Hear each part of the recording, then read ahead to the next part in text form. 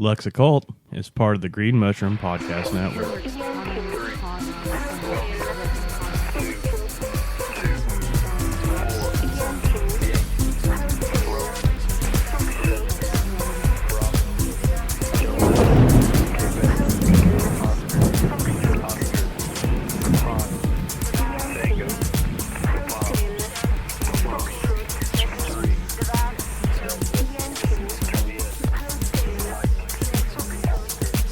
Aradia, daughter of Lucifer, cat-born, firefly, child of the light. Aradia, daughter of Diana, cat-born, firefly, child of the night. Bring you the poison, beautiful sister, salt on the table for tyrants and kings.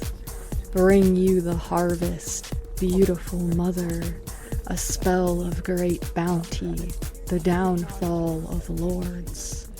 Bring me my lover, witch queen, witch mother, dog-ridden and wanting, close by my side.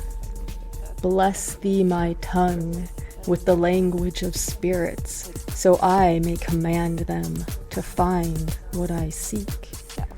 Bless thee my ears with the language of nature, that I may know the words of the wind.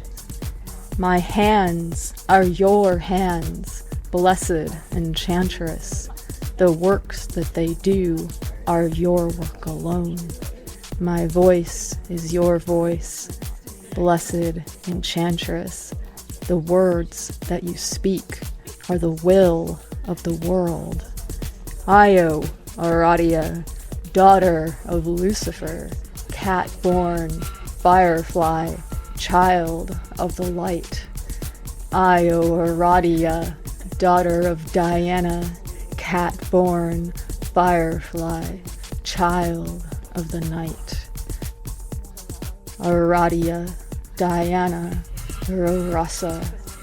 Aradia, Diana, Rorasa.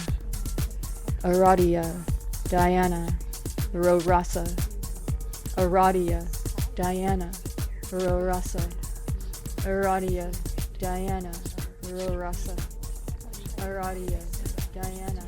That was A Call to Aradia by Aidan Wachter from the new Aradia, A Witch's Handbook to Magical Resistance, edited by Laura Tempest Zakroff. Hello and welcome to Lux Occult. This is the podcast where we gleefully taunt the mundane, butcher the Latin and most other languages, and we also discuss a variety of occult, esoteric, and adjacent concepts, exploring the intersections of magic, art, science, philosophy, technology, and so much more through the lens of chaos magic. This is occultism for everyone. I'm your host, Lux Estrada, and if you're hearing the sound of my voice, that means that this show, and magic for that matter, are for you if you want them. There are a lot of different ways to be more free in the world, and using magic or making space for a spiritual practice in your life can be one of them. As always, I don't speak for anybody but myself. Others can, will, and should disagree sometimes with the things that I say or that my guests say on this show. How would we ever learn anything if we were all in agreement on all things after all anyway? And like those who attempt to be reasonable should always be willing to do, I often revise my opinions and thoughts about things based on new evidence and experience. Alright, very excited to share an amazing conversation that I had with Aidan Wachter. Aidan has been a long-time friend of the show and has also been a big influence on modern occultism and on myself as well, I think. It's also my suspicion that his work with the Black Book technique from Weaving Fate has been a big factor in the recent resurgence of interest we're seeing in topics like chaos magic and hypersigils and stuff like that. Aidan doesn't consider himself to be a chaos magician, though, which we will talk about today. For the episode within the episode, I'm joined by Laura Tempest Zakroff and Ron Padron, editors of the most recent volume of the new Aradia series, Serpents of Circee, a manual to magical resilience. We talk about the project, honoring those who have come before, magical resistance and resilience, sigils, and more. There's a lot of great stuff.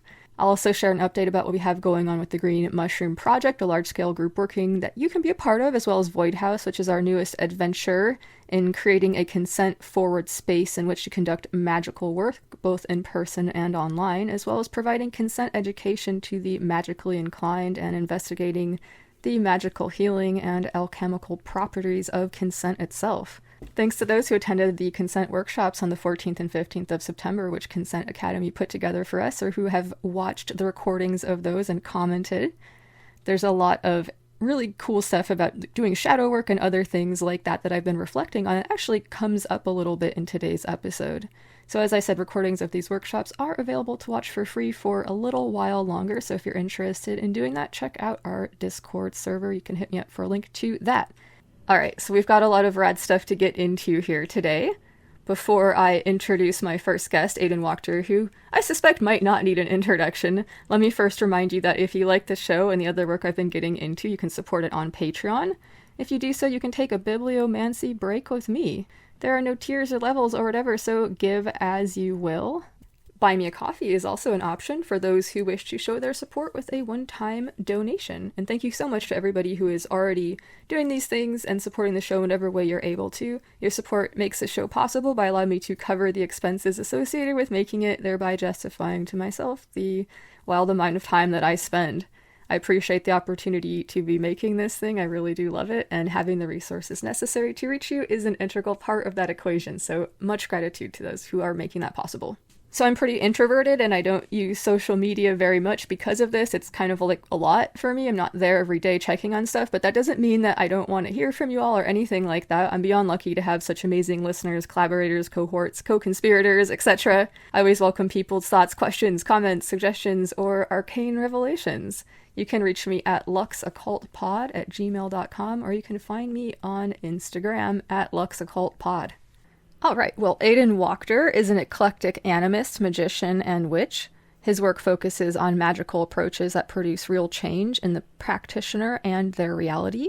Wachter believes that magic is an inherent aspect of the human animal that, when missing or neglected, can lead to pathological states in the individual. These states then ripple out into human society and beyond it. It is his belief that magic can be a tool to reframe what is possible for a person and, from that position, create better possible futures for all beings. He is the author of 6 Ways, Approaches, and Entries for Practical Magic, Weaving Fate, Hypersigils, Changing the Past and Telling True Lies, and Changeling, a Book of Qualities. So the first time I talked with Aidan was right around the time when things with the Green Mushroom Project were getting going. And now speaking with him again as we prepare to celebrate the project's 4th birthday, it feels like a cycle is being completed and things are coming full circle once again. The serpent swallows its own tail.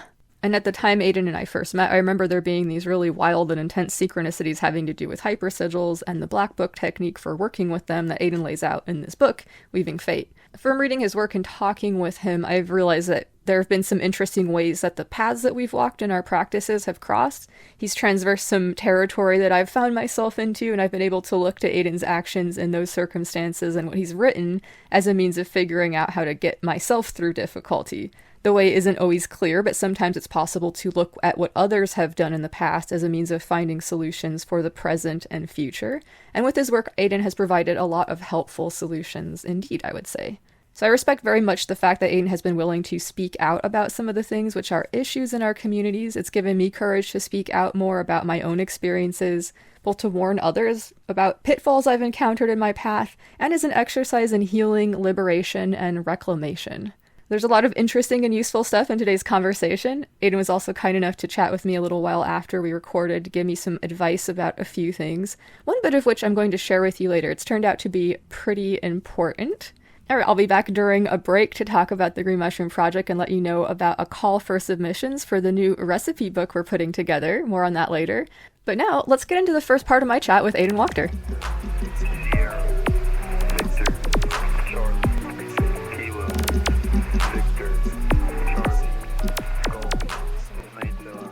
All right, greetings. Well, my guest once again today is Aidan Wachter. Aidan, how's it going? It's going very good. I'm doing pretty good this morning. Cool. Well, I'm stoked to have you back. Thanks so much for taking the time and everything. Always. I'm super pleased to be here. I've really enjoyed our conversation over the years now. It's kind of wild to realize that I have years and years of these things now with some people. I was Super just thinking cool. about that earlier, like thinking of back on the first time we spoke for the show back in 2020 and some of the advice that you gave to me and to the listeners and everything back then, or just sort of like the thoughts that you offered. Some of those turned out to be wildly prescient. And so it's kind of fun to like be coming back and revisiting that here as we're moving into spooky season and all of the rest. This is a time when I often do a lot of reflection on things like that. So yeah, stoked to have you back. Yeah, that's all the peeps. I don't have that. I don't have that, but they do. They see what's Right on. coming in ways I do not. Sometimes they tell me. That makes sense. Right on. So I thought that we could sort of like catch up a little bit and start talking about your trip. You took a pretty wild adventure this summer, and I'm curious to like hear whatever you're willing to offer about it. Yeah, so it was wild. It was really wild. I'd had it in my head since about 2008 that I would like to do a big bike ride, and that it would probably be somewhere related to the Great Divide mountain bike route, because that's what I first heard about. And so I did some of that. I actually came in, that runs from the Antelope Wells, New Mexico up into Banff, Canada. But I did not start there. I actually started in Flagstaff, Arizona. And so the first few weeks were cutting across Arizona and New Mexico to meet up with that route, which was an astonishing zone. And the one that I had very little information about, because it's not a popular bike route. And some of it's not. I kind of pieced together different things that seemed possible for some of it, some of which were very marginally possible, at least for my skill set. Like a little creativity, perhaps. A little willingness to get beat to shit and just keep going. Because I started on the AZT, which is very rough, much rougher than I expected, and the Arizona Trail for people that aren't into the kind of big trails in Flagstaff, and then took that kind of south and east before cutting across along the edge of the Mogollon Rim in Arizona. I'd told people beforehand that were asking about it. It's like part of it that I knew is that my allies wanted me outside and alone, and that was really true. And it was also just like, it was so much harder than I expected, and I expected it to be really hard, that it was just excellent, because it was like, okay, I can't do this like I thought I was going to do it. Like, this is way, way more pain cave than I thought it would be, even though I expected that to some degree. And that was really good to go and spend almost 2 months in that zone, because it really clarified, like, oh yeah, no, I have to make adjustments on how I proceed and like how far I can go. Like, I couldn't travel nearly as far as I thought each day, with one exception out of that whole time period. But it was doable if I made the adjustments and if I paid attention and if I really just kind of like fell into the groove and went with the flow. And the peeps were great. They showed me shit the whole way. I saw things that I would never have guessed I would see from riding through kind of the edges of forest fires where there were, burning tree stumps still pumping out smoke and fire out of the ground, to at one point I saw a Mexican red wolf in this little canyon that had some major rock slides through it, so cars couldn't get through there. So I think it was just like, nobody's going to come in here that can do shit to me. And it didn't care. It was like, it spotted me, I spotted it, and we kind of like stared at each other for a while. It did not take off immediately. A lot of animal guidance through there. The ravens were super helpful in finding campsites. Like, I got led to campsites by ravens a bunch. That fucking makes sense. I love that. It was just amazing. It was an amazing thing. I was really pleased to see that I spent more time with thru hikers than I did with cyclists. And that was a really cool experience. There were a lot of folks that when we kind of got into talking, and for whatever reason, I was like super gregarious about shit that I normally don't bring up. So I was kind of talking about magic to people that I had no idea what they would think about it, and talking about kind of my non-binary stuff where it made sense, and neurodivergent stuff. And so I ended up having a whole many, many, many hours of chats with mostly hikers about kind of magic and neurodivergence and experiences as non-binary or queer folk. So it was really amazing to have that kind of on the edges of this kind of mountain forest trek world. It was fucking amazing. So That's really cool. Yeah, fuck yeah. It sounds like a very wild adventure. So I'm curious, like your allies were like, you gotta be outside, you gotta be alone, but why did you decide to do this very difficult thing? I mean, like you could also have been gardening or whatever. I'm just curious why. again, so I had this experience that I had a really rough year in 2007. And kind of as is my norm, one of the ways I can kind of survive those things if I'm not physically unable to is through pretty heavy physical output. So that's when I got into CrossFit and stuff like that. I've always been a cyclist. And somewhere in there, I found the blog of this woman who was training up in Juneau, Alaska. Her name's Jill Homer, to race the Idata bike, which is the Iditarod dog sled route done on fat bikes in the winter. That sounds fucking very intense. Yeah, like people lose toes and shit. It's to frostbite. It's gnarly. And it just blew my mind. And I'd had thoughts as somebody who used bikes for transport before about like a cross-country trip.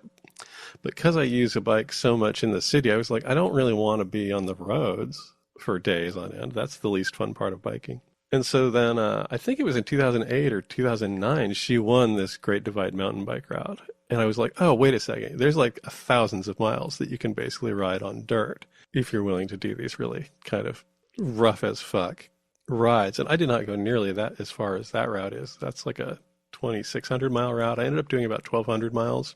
But it's like, it was 1,200 miles and I did a little bit over 100,000 feet of elevation gain. That's pretty wild. Like, I mean, yeah. Like days. And I realized that I couldn't, for whatever reason, my lungs were not happy with this elevation and the output. So I was fine up to a certain degree of slope. And then once the grade got past that, even having a bike that was geared appropriately so that it wasn't physically that hard, it wasn't physically hard to turn the pedals or anything, I couldn't maintain it. So I actually ended up hiking, pushing the bike for a couple hundred miles of these uphills. Why did they want me out there? I think that if I think about that whole process, I think that this was like, whatever it is, a 15-year push to get me out there. I think that they knew that I would find some things out about myself that weren't going to happen in anything even bordering on easy or with an easy eject button. So there is something really different that happened in my mind. Like the first week I was like, oh, can I do this? Like I thought I could do this. I'm not sure. And after the first week I was like, okay, I can absolutely do this. I don't know how much because I could tell that, like I said, my lungs were not really thrilled with this thing. A lot of it's over 8,000 feet. Probably the majority of it's over 7,000 feet and gets up as far as 12.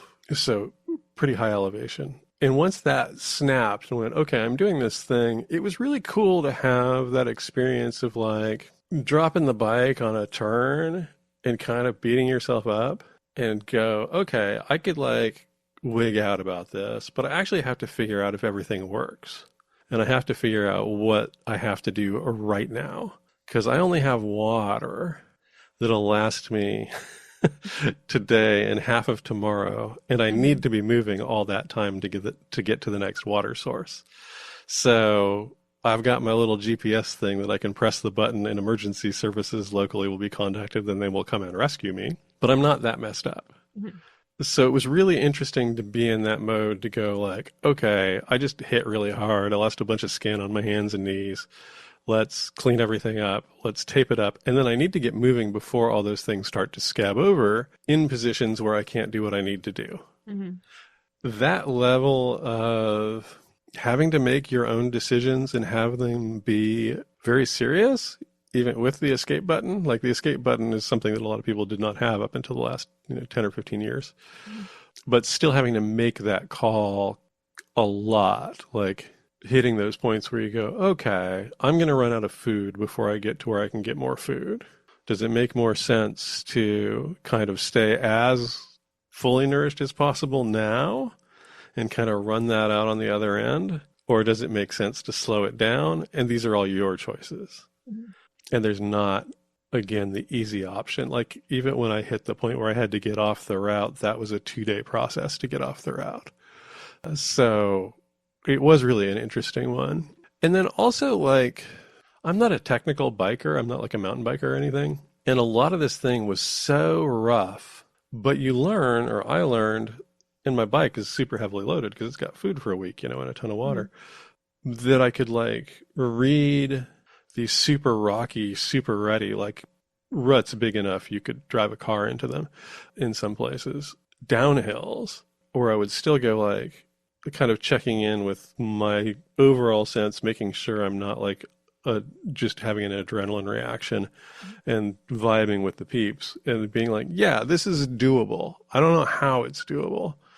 And so sometimes it was that it produces like at least for me, it produces this hyper presence. Like I'm going to spend the next 3 hours in like 20-minute blocks because that's all that I can focus on. And then I have to pause for a few minutes and then do it again. Basically bombing these things on this 100-pound, 90-pound bike in this total like faith state that I'm reading things right. Like, yeah, got it. And then learning to recognize like when I was starting to get like the inklings of no.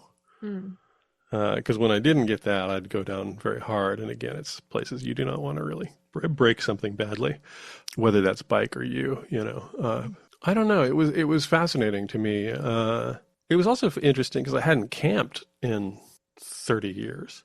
So then to go into this kind of extended camp phase as well and having to be conscious of bears and things like that. But it was a lovely thing, and it was very easily the hardest thing I've done kind of physically and mentally that wasn't related to like emotional breakdowns. And it was incredibly rewarding because it was so presence inducing.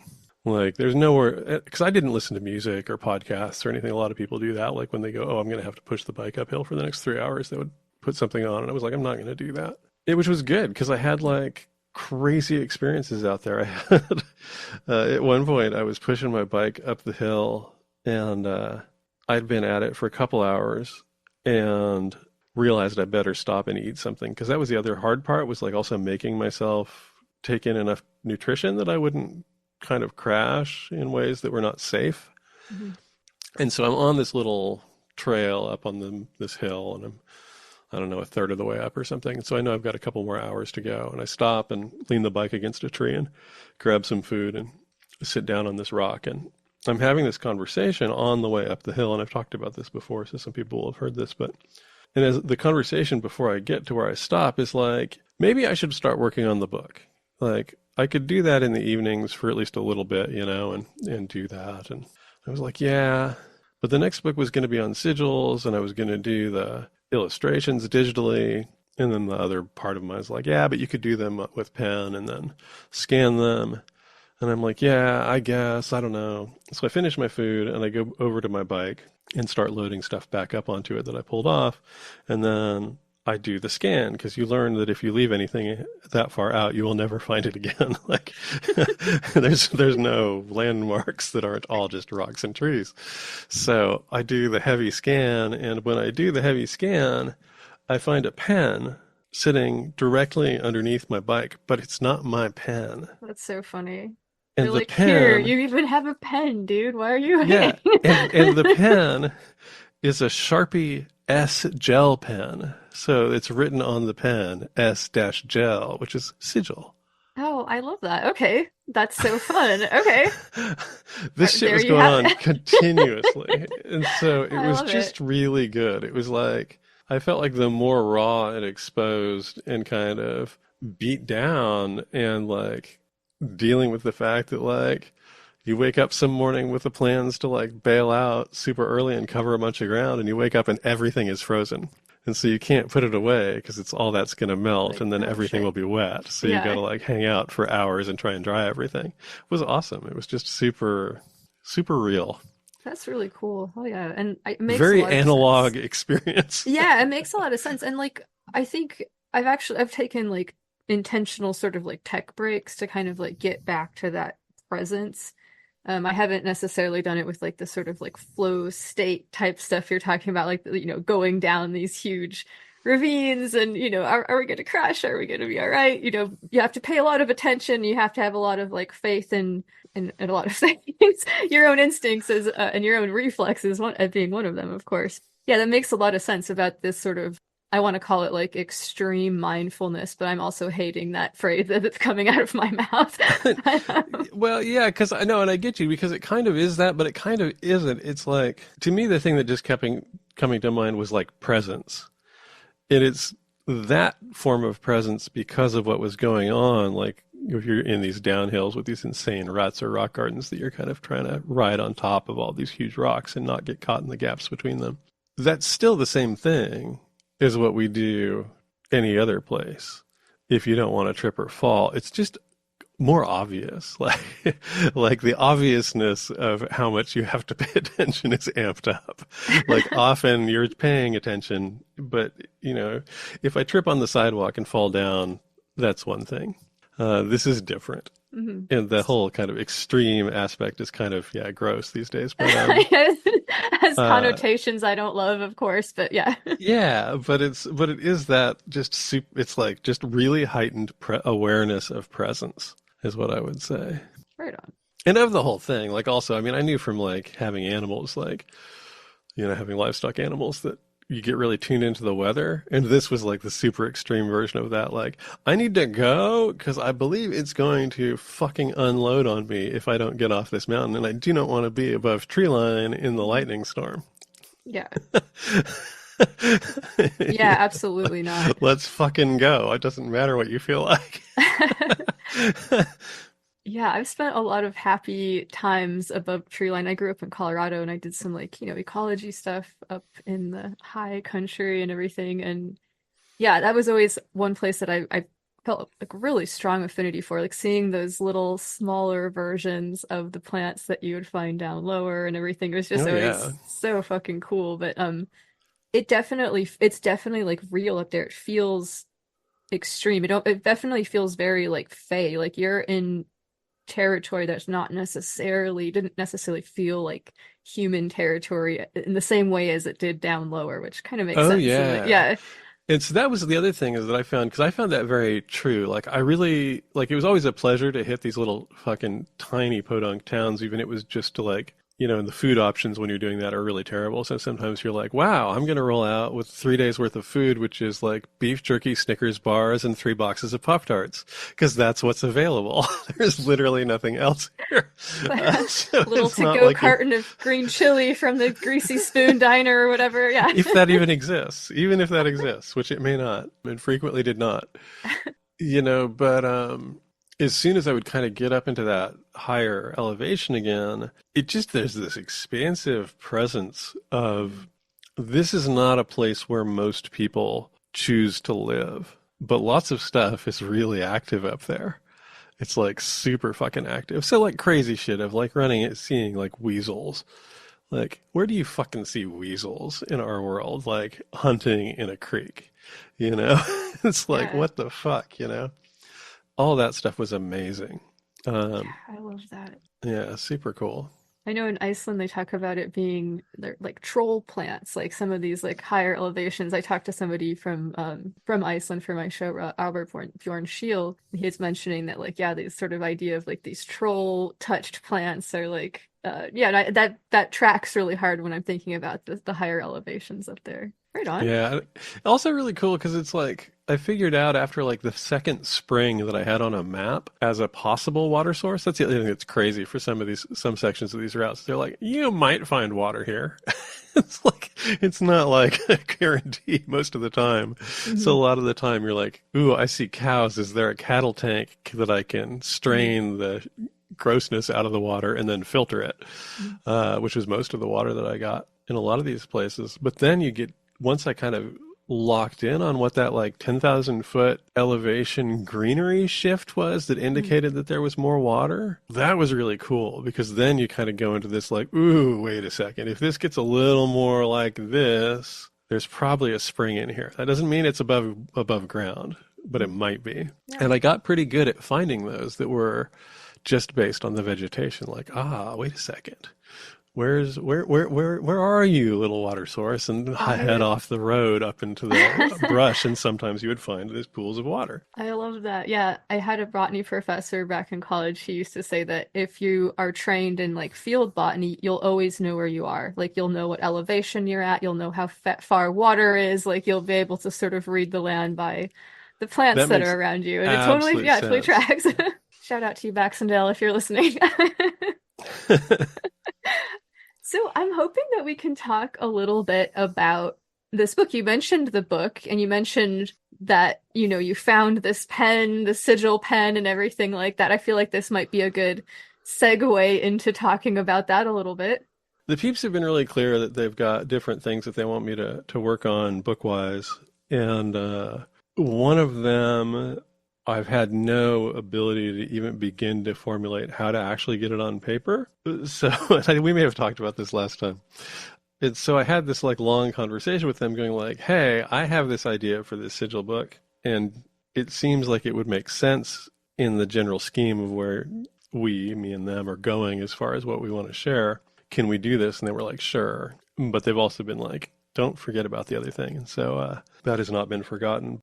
And so I really wanted to figure out a way to kind of talk about, without it being like the lecture book, kind of like what I've picked up about from sigil work, because I've been doing it for like 40 years now, which is crazy. And also a lot of the ideas that I have that are kind of coming from kind of that deep old line ancestral space that we've talked about. And then some of the more felt sense stuff that came out in Weaving Fate in the Black Book work that's less kind of huge project involved. And so that's really what this is. It's kind of it could be used as an introductory sigil book. All that information is in there, but it's also got some suggestions to take it in different ways.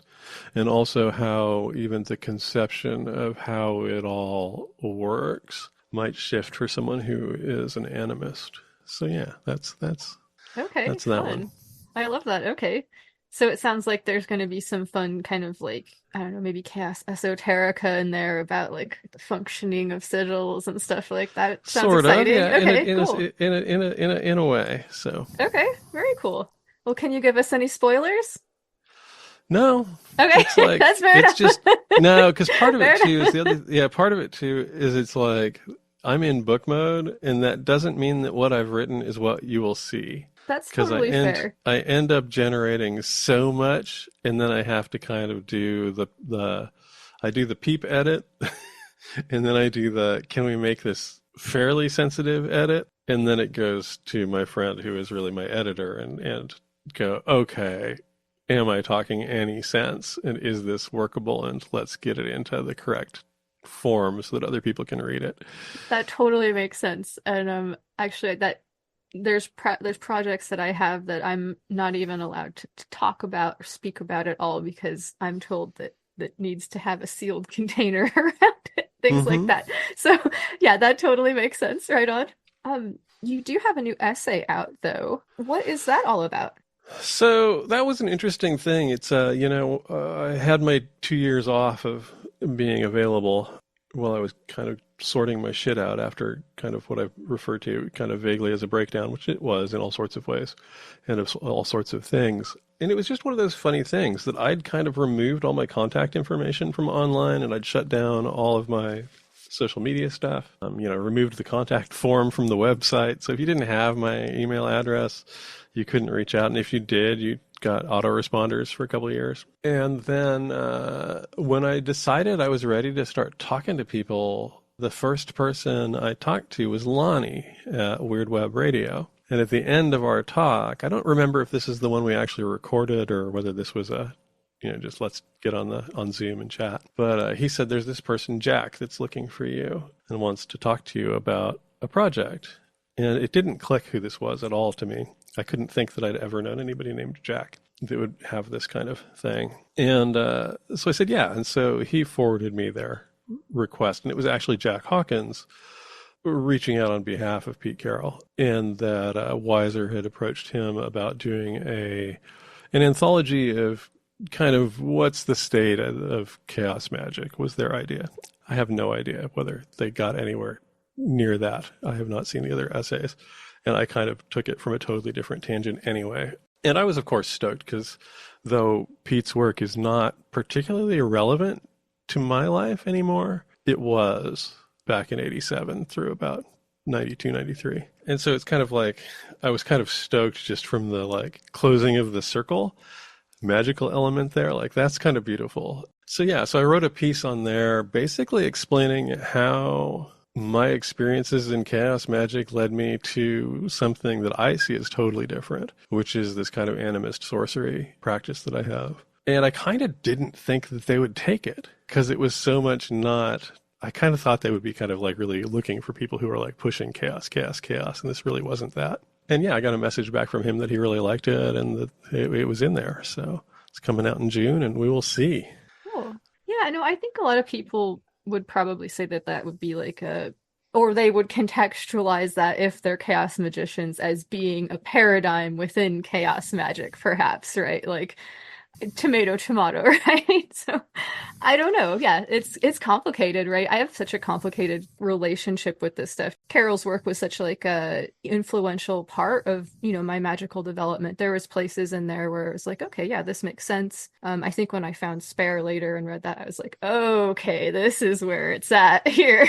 Like, right. This dude also read Spare and he took different things from it that I'm going to take, but like things like that. But yeah, so it's complicated. And yeah, having such horrible experiences with the group that the dude started and stuff, and like, yeah, I totally get that. I had a similar experience that, like, Carol's work and Stephen Mace's work, which is kind of like a thelemic read of some of Spare's stuff, is what I would say is what Mace's stuff was. But he was also leaning really heavily into the kind of science-y end of things. He had a book that's probably long unavailable called Sorcery as Virtual Mechanics that I had a copy of, but was like, I have no use for this thing. I don't know what it is. It doesn't make sense to me. I found SSOTBME, and that was like, oh, now wait a second. Now this guy, who's also in the anthology, Ramsey Dukes, that's the really exciting piece for me. It's like, ooh, I get published alongside Ramsey Dukes. That wins. I'll take that. And Sasami it's gorgeous. I really like that piece. But yeah. Yeah, and so that kind of shifted me. And then when I found, in my case, it was Jan Fries that I was like, okay, this visual magic dude is also as enamored with the parts of Spare's work that I am, and has latched onto something. But for me, that is that. I mean, I kind of talk about it, I think, in the anthology. I talked about it in some Patreon videos, that I'm like, I can talk the theory. And I had this kind of a little bit of chat with somebody on Threads a little bit too, maybe a week ago. I can talk the theory. And I understand how the theory is helpful for people, kind of magical models, or let's talk theory about magic. But it's essentially meaningless to me at this point. It's like, no, this is like, and this is me being not a snob, it's just being really honest about my experience. But I could see it coming off that way. There's a point that whatever you do has to become, in my mind, experiential with this stuff, and there's nothing else. And again, this is my take. I don't expect people to agree with that. And at the point that it becomes fully that, you can kind of look at all that stuff and go, okay, these were all incremental openings of doors. But when the door opened, all of that can fall away. It's just not necessary because I'm actually having the experiences that I'm having. And in my case, the more I dug into and kind of remembered stuff that I'd read from just finding really excellent ancient books that I would never be able to identify them because they were old anthropology or old books on different indigenous cultures, nothing modern. I don't view that animism is a model. I view that that's the nature of reality, and that the model overlays generally work within that. They're a way of describing that thing without describing it. If that makes sense. Yeah, and I think that for me, a lot of these things kind of like disintegrate into semantic discussions at some point, right? About like, well, what's the definition of being alive or a spirit, or like, I mean, I'm not 100% ready to like say that I'm alive or that I have a spirit or whatever, like based on some definitions of those words, right? That like, I'm not going to argue that I'm an incarnate being either. So like, it gets really complicated, I think, and I think a lot of it just comes down, at least for me, to semantics and word definitions and all the rest too. And I think that's all fine, and I absolutely played those games for years. But I think that there's a difference between trying to come up with kind of arguments that are acceptable or sound good or reasonable versus the lived experience. Those are two entirely different things. Because the lived experience is happening on a level that is simply different than kind of all the narrative structures that we overlay on the top of it. Sure. You know, and I'm also just like, it's difficult to not have some of the stuff that I'm writing really just kind of devolve into a purely like anti-civilization screed. Because I think it's bad. Like, yes, there's absolute awesome shit. I'm not designed to not live without it as it is. I wasn't raised in it. I don't know it, but I see net negatives for the species and the planet. And that doesn't mean I'm one of these people that therefore thinks we need to like, you know, off all of ourselves or something. It's like, no, it's like we have to figure out a different way forward that is not this damaging to, again, kind of ourselves and everything else. And I think a lot of the discussions around magic that go into theory are how do we make it fit into these modern models, instead of going, perhaps what we're seeing here are actually pointers to other ways of being, and that this is actually different than anything that fits into those models well. And I don't have answers for how you do that. I try, and me and the peeps are kind of, now there's been a shift. Like the books will probably be a different size and a different color going forward to make a clear distinction between the first three, because they're very much a set. And what goes forward, because now we're like, how do we help people into those models? I guess not even models, because models is kind of the wrong word, but how do we generate gates into a different experience is really kind of the language that makes sense for what I'm trying to do now. And we'll see if I have any success or not. Construct 3, Roman 2, 4, Yankee, Romeo 7, Bravo, Delta, Quebec. Greetings, it is I, Luxa from the future. I hope you're enjoying the episode so far. Thank you so much for listening. We'll be getting back to the rest of my chat with Aidan Wachter in a little bit here. Aidan will get more into the idea he mentioned regarding building gates for people into different ways of being in the world. We'll also talk about shadow work and egregores and more. After the interview, we'll do listener mail and shoutouts. There's also going to be a few poetry snacks coming your way and a sound magic track. But now it's time for the episode within the episode. Laura Tempest Zakroff and Ron Padron share about the latest volume in the new Aradia series, Serpents of Circee, a manual to magical resilience, available from Revalore Press. They join me to talk about this very cool project, as well as about resilience, resistance, and more. Laura, who wrote the book Sigil Witchery, A Witch's Guide to Crafting Magick Symbols, and who has a brand new Sigil Witchery Oracle deck available for pre-order now, will share some thoughts about Sigil Praxis. And Ron, who is hosting a queer ancestor vigil on Tuesday the 29th of this year of Our Lady 2024, shines a spotlight on ancestor Mathew Shepard and reminisces about the ways his story impacted him in his life. There's some beautiful stuff in here, and it was a really cool conversation, which I'm really stoked to share with you all. A quick warning, my horrible dyslexia does strike during the beginning of this interview and I mispronounce one of my guest names, but hopefully it will be much less of a distraction to you than the embarrassment I felt was to me while we were recording. It's not like I speak into a microphone as an occupation or anything. It's okay, life can be about a constant process of learning, growth, and optimization, so every mistake can bring a gift with it as well if one is willing to find it. This one reminds me to slow down and be more careful. One thing that won't be a mistake, though, is listening to this great conversation. Leading us into that, I've got a little poetry snack prepared for you, which showed up basically fully formed and interrupted my audio editing process on this episode. The muse I work with is kind of a thirsty bitch. I say so affectionately. This silly little piece wanted to join the party, so here it is. It's written from the perspective of a mushroom, destroying angel mushroom to be more specific.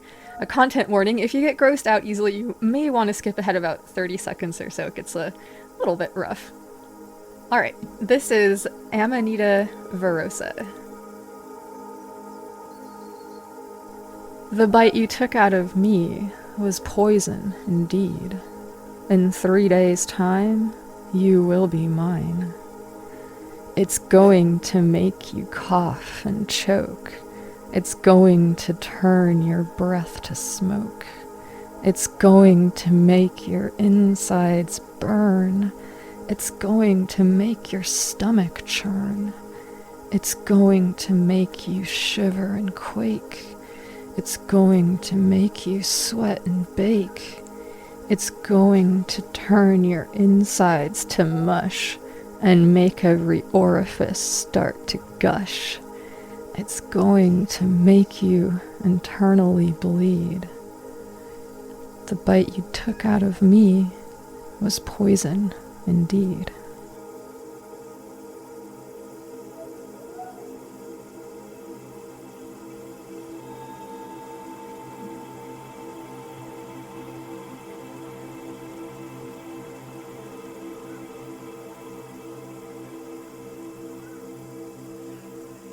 Alright, well my guests today are Ron Padron and Laura Tempest Zakroff, here to talk about the Serpents of Circee. Welcome! Thanks so much for having us. Hey, happy to be here. So before we get started, would you all like to give the listeners and I whatever context you would like them to know about yourselves before we get into this very cool project? Sure. Ron, do you want to go first? Sure, yeah. So my name is Ron Padrón, use he, him pronouns. I describe myself as a hedge priest. I'm Cuban American, from South Florida originally. I was raised in that Cuban Catholicism, so superstitious milieu of mostly not church sanctioned sort of stuff. So it was really easy for me to kind of I'm gay, and when I came out when I was in high school or early college, that space didn't fit for me anymore, and so but spirituality has always been a big part of my life. So it was really easy for me to kind of make the transition, follow the call really into paganism. So I've been practicing pagan, practicing witch for about 20 years. Yeah, I am ordained in the Sacred Well congregation, and the focus a lot of what I do is around spiritual activism and specifically sort of queer-centered, queer-affirming spirituality. Right on, thank you. Yay! Ron is awesome. Love it. So I'm Laura Tempest Zakroff, or Tempest, or LTZ. All of those work. I am a modern traditional witch, which is basically an amalgamation of all the different backgrounds that make me up, understanding the balance of tradition and folklore and mythology, coupled with the fact that we are living in a modern world and in a society and a culture that is changing, and hopefully we are also changing it. I'm an author and an artist, as well as a performer, primarily dance, in the performing role. And let's see, pronouns are she, they. And folks might know me from most popular books I've written is Sigil Witchery, Weave the Liminal, Anatomy of Witch. I've done multiple oracle decks as well, and I have been the editor of the series that we're kind of highlighting today, the new Aradia series that started going back. That movement started at the end of 2016 into 2017, the We Are Aradia. And the idea that perhaps we need to start collecting the folklore and the practices to focus on magical resistance, and all the way through to now where we're be talking about magical resilience. So it's I would say a holistic view, but it's definitely a Gemini view of the world. I love it, right on. So how was the new Aradia first sort of conceived? So, back in time. Right? Yeah, the idea of Aradia in general, right, it's based off of Aradia, or the Gospel of the Witches, published by Charles Leland in 1899, anthropologist, historian, folklorist from Philadelphia. And the essential story, which is foundational for a lot of the New Age, witchcraft, Wiccan pagan, all of that movement that that sort of got us here today. It's one of those root texts that you find in from the charge of the goddess to various types of spellcraft and spell work. And within that, we have the story that the goddess Diana sent her daughter to Earth to teach the people witchcraft in order to save themselves from their oppressors.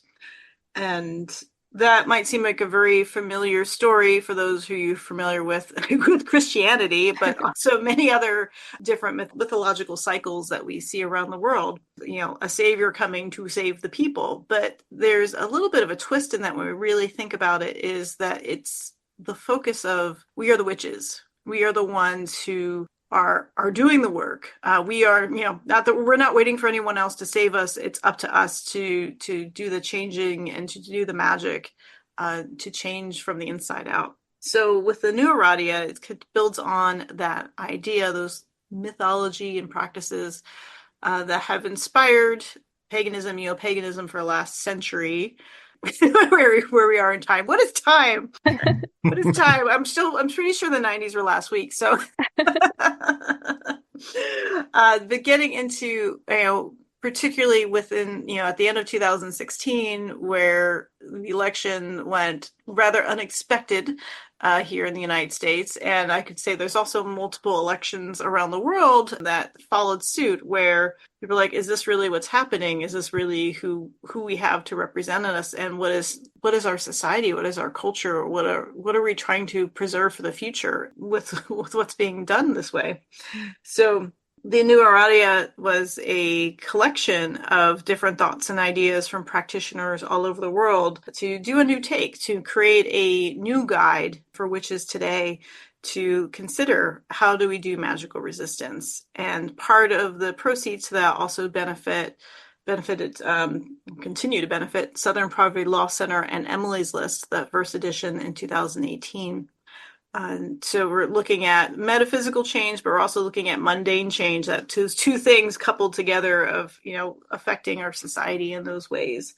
And then it went into a few years later, I believe it's 2022, the Gorgon's Guide to Magical Resistance came out, which is a little bit more queer and gritty and focused on a lot of the issues that we were seeing developing over the last several years, and then till today to the Serpents of Circee, which now I'll stop rambling. Right on. Well, I'm very excited to be part of Serpents of Circee. It's a huge honor and everything. And so yeah, maybe Ron, you could tell us a little bit about that project in particular. So one of the things that I think is really important to highlight too is, so the Gospel of Witches kind of, you know, was a late 19th century, early 20th century sort of text that came out. And folks may have heard this saying before, you know, history doesn't repeat, but it rhymes. And I think it's really interesting to kind of point out that at the time when that was coming out, you know, the United States specifically was firmly in sort of like a Gilded Age, robber baron sort of situation, which, you know, we're in a new Gilded Age now. We're in this time of massive inequality. You know, the robber barons this time around are the Silicon Valley tech bros, all that sort of stuff. So I think it's interesting and important that the spirit of Aradia is sort of resurgent in this. And one of the big things from the Gospel of the Witches is this idea of sort of witchcraft as a craft and a tool for liberation, and to get out from sort of the chains of oppression. And I think part of what the New Aradia series is doing is really challenging that sort of new age mentality that we kind of saw through like the 90s and early 2000s of really people trying to decouple this idea of sort of witchcraft and paganism from anything sort of remotely political, and really pushing back on sort of these roots from a time that has a lot of very eerie echoes to what we're in now of like, no, it is very much political, and it is very much one of the multiple tools that we have in order to push back against these sort of oppressive forces and to not just resist, but then find ways to thrive. And where the first two volumes of the New Aradia series were really about resistance, Serpents of Circee really delves down into not a different part. It's still part and parcel of the idea of resisting, but really delves down into how do we find ways in community to be in community or to create community where we can thrive. So not just survive, right? Like that's definitely, you know, depending on the community that you're in right now, actual just goal might just be survive. but how do we thrive? And then how do we actually sort of then create these spaces where we can rest from the fight or rejuvenate or recover or come together and in these sort of safe, sort of sacred spaces, transmute or transform who we are, what we're doing, the things that we're experiencing into things that are more positive for us, or things that we can kind of mutate into things that work for us instead of against us. So I have been accused is not the right word, but maybe it is. But Laura can tell you, I have been accused of being the one. It's my fault that Serpents of Circee happened. So I think there was a post on, I don't know if it was Twitter or Threads or something, but Laura kind of posted these series of thoughts around the importance of finding, establishing, building, and investing in community in a way that really resonated with like the way it was being framed, or just sort of the energy in kind of what was being discussed really resonated with the other two books, with New Aradia and Gorgon's Guide. And I cheekily responded. I was like, oh, is this going to be the next book? And lo and behold, a couple months later, there was a conversation of like, hey, I think this is the next book. Like, do you want to help me with it? For which I'm forever grateful to kind of be able to come into this project. But yeah, so the Serpents of Circee, again, has contributions, co-conspirators, collaborators from around the world, and lots of interesting takes and multiple takes on what does it mean to, there's a couple different things. So the way that folks approach the idea of Circe, some folks really looked at her ability to sort of transmogrify or change this, like this change agent, this being of sort of liminality and shifting. Some looked at her sort of remote, quote unquote, isolation on her island, and what does that mean if you become a better sorceress. So folks took a lot of interesting sort of directions in what it meant to kind of either establish community in a way that was to provide like sort of safety or succor for those around them, or to create a space where they can grow as better individuals in the sense of magical practitioner or community advocate or activist. Yeah, I love that. If I recall correctly, part of the proceeds from Serpents of Circee are going to Feed America. Is that right? Yeah, so the two organizations that were chosen for this volume are Feed America, which is the largest sort of food bank that serves the United States, and also Sins Invalid, which I also do a lot of disability advocacy. I myself identify as being disabled. And so Sins Invalid is a artist collective, really, of disabled artists, and disabled artists, sort of that word sort of writ large. So performance arts, visual art, music, but folks who really sort of push the envelope of how folks interpret or view what disability can look like. So yeah, so Sins Invalid and Feeding America are the two organizations that are being supported this time around. Very cool. Fuck yeah. I'm a little bit curious about the type of process that goes into editing something like this. Would you all mind speaking on that a little bit? Spreadsheets, lots of spreadsheets. That's what I say, amazing spreadsheets. And we receive such a huge amount of submissions, and it's like, that's one of the hardest things is like we get so many amazing things from the community, and a lot of them are like, this would be a great book for this over there. So trying to curate, what is truly in the vision of where we're going with this particular book, as I think we had enough things that we could have made another book on magical resistance. Yeah, for sure. Yeah, and it was like, well, if I hope we don't have to do another, but this is where I'm hoping. Like, where are we going in the grand scheme of things? But to really tap into what material is going to be, in a way, evergreen, right? So that people can use it at different times of the year or in decades from now if they need to. I hope not. That's the same thing too. It's like we kind of hope, my true love for this would be at one point that these all become obsolete because we've gotten to such a place with humanity. But that's because I'm a hope punk. Like one day they'll just look until then. Yeah, until then, then they'll look really nice on your shelf. Yeah, they'll just be curious artifacts where it's like, did you know that long ago people had to worry about this sort of nonsensical whatever? Sure. Right? Say, how do we consider how applicable and accessible are these things? Because you really want to have rituals, spellcraft, lectures, all the poems, everything that's collected in there for a wide variety of people to be able to tap into and to use it, and not to be, kind of this uber esoteric elitist sort of thing, because that's also not the spirit of Aradia. Hmm. This has to be really difficult to do. It's like, no, we really want people to realize that the work that is needed is accessible as well, in a variety of different levels. So that's one of those kind of balancing things of, people of different traditions. How would they be able to approach and use this material? How could it be inspiring for those folks? How easy is it to read? How easy is it to follow any of the instructions? So that goes into a large part of the editing process from my standpoint, particularly. Yeah, and I was lucky that, so this is the third volume. So I came into a group. So should probably mention that these books are available through Revalore Press, and the editor Jen Zart, her and Laura had obviously done the first two ones. And so when we were first chatting, and I was like, okay, I'm very small. This is my first day. What is the process like? And they kind of laid it out like, oh, here's a timeline we're hoping for, because I think we were talking in April. And the goal was to get it out in September. And I just remember like being like, what? Like, how's this gonna happen?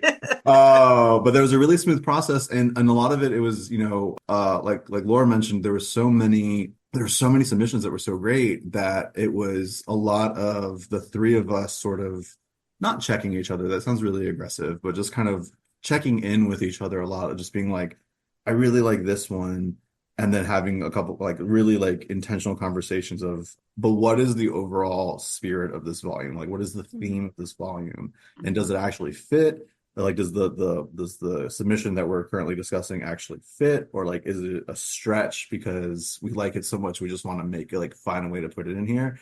And so, there are a handful that for me personally, I was like, these were such great pieces, but they didn't make it in because the honest answer was it for how it was, there was definitely like a sense of like, this is the intention behind this volume. But then as the volume was sort of being created, as pieces were coming in, it also took on its own life and kind of helped to shape itself, to the extent that when we finally had all of our last pieces and we're like, okay, I guess we got to put them in a certain order, Jen was like, hey, what do you think about this order? And we're like, oh, yeah, that's it. That's done now. So that was just like this book also helped to bring itself into being. And then also there were some where we were just like, so like Laura mentioned, part of this is how do we make it timeless or not place specific? There weren't just, I think at the beginning of this conversation, like back in April, this was before the elections in France and stuff like that. So there's lots of issues around sort of growing fascism or authoritarian right-wing movements around the world. So how do we make sure that this is not US centric and not specific to 2024? And so then also being in conversation with some folks of like, hey, we really like this piece. It fits with the spirit, but we need you to retool it a little bit to make sure that it's more broadly applicable. And everyone was super, super accommodating, super willing to do that. And yeah, I mean, I think that was really sorting through and making the hard decisions of like what fits the spirit was probably the hardest part. That makes total sense. And I just want to ask real quick, you mentioned there was 3 people involved in this conversation. I'm guessing that's the third person is somebody from over at Revalore Press? Yes, Jen Zart is the publisher and the amazing creatrix who puts things together. Like, I love that with each of these projects, like, hey, Jen, I have an idea. She's like, let's do it. And we are 2 of the busiest people that I know. And probably the craziest. So it's like, all right, it's not like we have anything else to do and copious amounts of spare time, but we have to make this happen. And I think Ron was right into it. Like, it has its own spirit. So you're basically being guided to bring this thing into the world because it's necessary. So it's just going to grab a hold of you and it's going to make sure it happens. Yeah, that makes total sense. I love it. Maybe we should talk real quick about Revalore Press since we're on the topic. So Jen is based out of Olympia, Washington currently, and has an amazing institute out there for astrology. I can get the details for folks later if they want to check that out. If you can put that in the show notes. But she's been doing it now, publishing for quite a few years, and it's a creative and esoteric focus on having a wide variety of topics, from astrology to herbalism to avant-garde kind of art esoterica. I believe she's also branched out recently into doing decks as well. Mm-hmm. So there's a really great variety of titles that folks can get through Revalore. Very Yeah, cool. Yeah. so I do a lot of ancestor work. So a big part of sort of my personal practice revolves around sort of the dead and like ancestors and like folk necromancy. I have part of what I do in my own personal thing and on my blog is queer ancestor spotlight. So part of how I do queer ancestor veneration is writing about queer ancestors and looking for hidden histories and forgotten histories. So I have at times been referred to as a social justice necromancer, but Revalore Press has this really great series called Folk Necromancy and Transmission that there's multiple titles under it from folks like Jesse Hathaway Diaz, Dr. Al Cummins, just lots and lots of folks who are either translating or interpreting or reinterpreting some extant sort of early modern works, or folks who are writing about really unique sort of hypercultural, hyper-specific sort of folk practices around necromancy. Rad, very cool. Yeah, I had an author on my show when I first started podcasting, actually. This is one of the first episodes I recorded. I think it's like around number 10 or 11 or something like that, of Habiku Fatumisi, who published a book through Revalore called Exorcism, about this sort of idea of using the techniques of exorcism to like purge yourself of metaphysical demons, demons that you can catch from being in bad relationships or things like that. And I was really impressed with not just, his book was amazing, but also just the quality of the print and everything. And it's very cool to have it, kind of come full circle and have a little piece of mine in a book published by Revalore. So I really appreciate that. Yeah, it's always exciting when that happens. Like, Yeah, very cool. So speaking of exciting, are there anything, like any new projects on the horizon that either of you are excited about that you would like to let the listeners and I know about? Ron, do you want to go first, or shall I? Sure, because my list is probably shorter. Talking about things that sort of like surreal or kind of interesting. So this is Serpents of Circee is the first time that I've seen my name on the front cover of the book. So that's still something I'm processing. I see it and I go, wait, that's me. But I do contribute to sort of other anthologies, other books, things like that. One of them is a forthcoming book from Llewellyn called Queer Rights. It is edited. It's written by a good friend of mine, Enfys Book. You can find them at Major Arquina. And this is pretty much came from them being in conversation with lots of folk, but really kind of having this idea of just like, wait a minute, like rites of passage in some sorts of way, shape, or form are sort of big parts of sort of social development or community development or sort of social life, but especially in the US, when it comes to sort of queer identity and queer community, we don't really have a lot of that. So this was looking at kind of tackling that and then asking a bunch of folks to kind of help contribute to various rituals around sort of queer rites of passage. And I have a found family hearth ritual in that book. So it's Queer Rites. It's available for pre-order now, and it is coming out in January 2025. And yeah, and then I also, something else that I do with two friends of mine, we co-edited a zine called Altar Punk.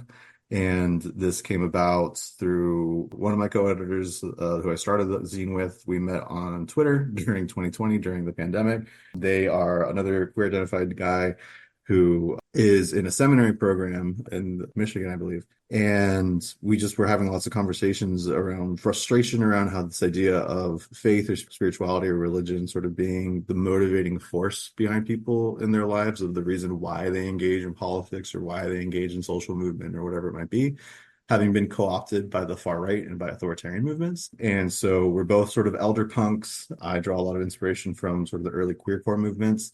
And he draws a lot of inspiration from British working class punk and Riot Girl scene. So we decided to get together and ask folks to help us, just if they were interested, create a zine around punk spirituality. And just there's lots of representation from different faith backgrounds, magical practices, whatever it might be, around punk spirituality. Was the first issue. The second issue, which just came out, and you can find it, link to it through my socials, is based off of a Woody Guthrie lyric, which is "All you fascists bound to lose." And so there's anti-fascism primer, there's a ritual. There's a Solomonic sigil ritual in there. There is some art from a trans, I don't know if they are ordained yet, but somebody who's in seminary. And so there's some like affirming sort of Christian inspired art in there. So yeah, so if you are interested in punk and reclaiming spirituality from the far right, then take a look at Altar Punk and keep an eye out for future requests for contribution. But yeah, For the first volume of Altar Punk, Laura did the cover art, for which I'm very thankful. very cool. That was such an honor. So what do I have going on? So right now, my third oracle is about to be released. It's a Sigil Witchery oracle, and this is what I hope is a game changer for a lot of folks in relating to symbols and shapes in their own lives in magic and ritual and spellcraft. Having taught Sigil Witchery hundreds of times to thousands of people, I constantly recognize that people go, I don't know any shapes. I don't know any symbols. They have no meaning. And like, wait, it's really much along the same lines as, people say, I don't believe in ghosts, but everyone has a ghost story, right? So Yeah. it's designed to help people really tap into that creative side, use their imagination, and really consider that you already have a vocabulary of symbols and shapes and marks. How do you define them? What do they mean to you personally? Because that's one of the most important things in the Sigil Witchery method is, what is your intuitive approach to, how you view the world around you, and how do you translate that into symbol? So the deck is designed to help with that for crafting sigils, but also for movement meditation, for spellcraft, for designing rituals, all of that. And it's very shiny.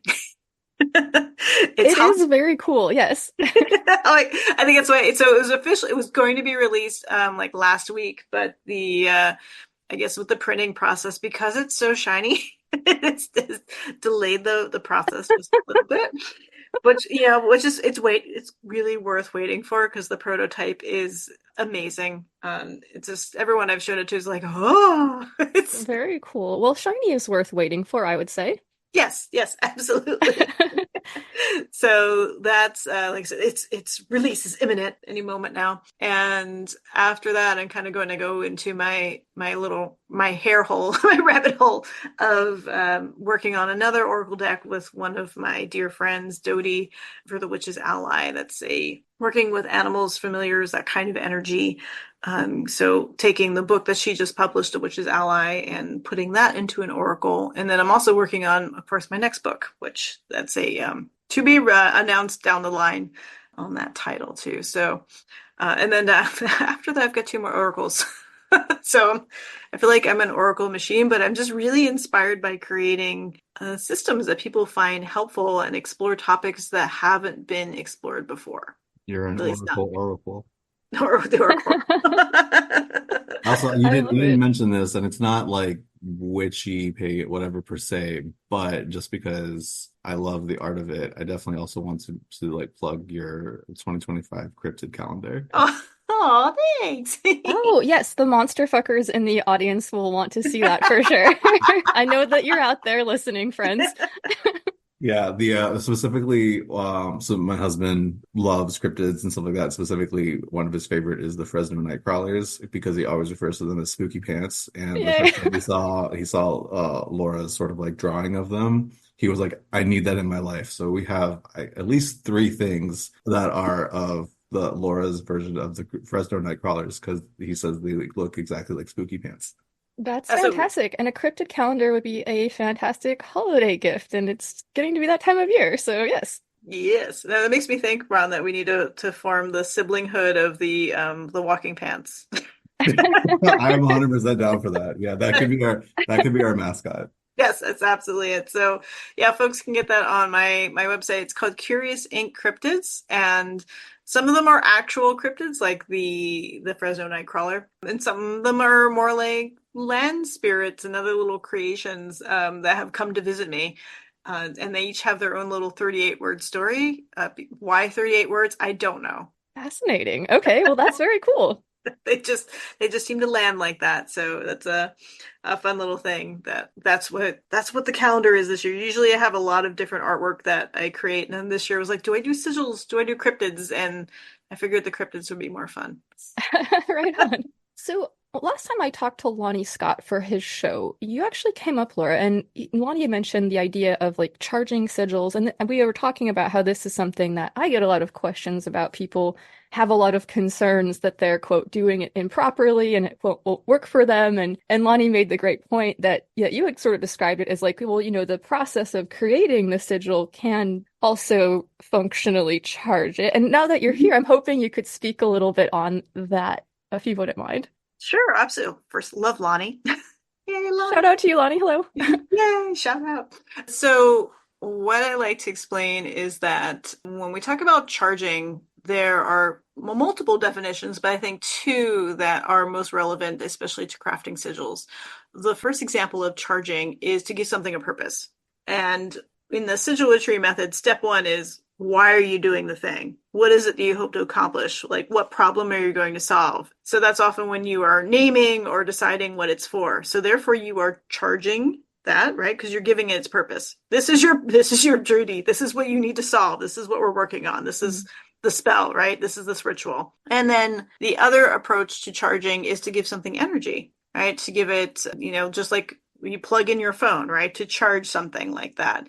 And in that instance, the process of brainstorming to put the elements together, because in the method, this is not something where folks write out a sentence and, cross out letters and such and jumble it together. In Sigil Witchery, you decide what is it you're going to create. Then you brainstorm the elements that make it up. So how do you see it coming into being? Those ingredients, if you will, just like with a sympathetic magic spell, that you choose these oils and these incense and those rocks or whatever other physical elements. Here you're doing it in the ideas and the concepts, right? So you're gathering those together and then you design it. So you've taken this time, this energy, and this focus, and that also translates into charging, right? Because you have dedicated that much time and focus. And since magic starts with thought, right, it's really jump-starting the whole process. So those two things are happening. And then usually folks ask about activating. And the moment I say when your brain recognizes the design that you've come up with is good, that's it. Like, you don't have to do one more damn thing to it, right? Part of your brain goes, this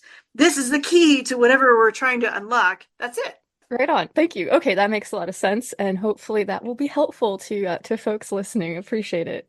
Oh, my pleasure. I can talk about sigils all day, but I know for sure.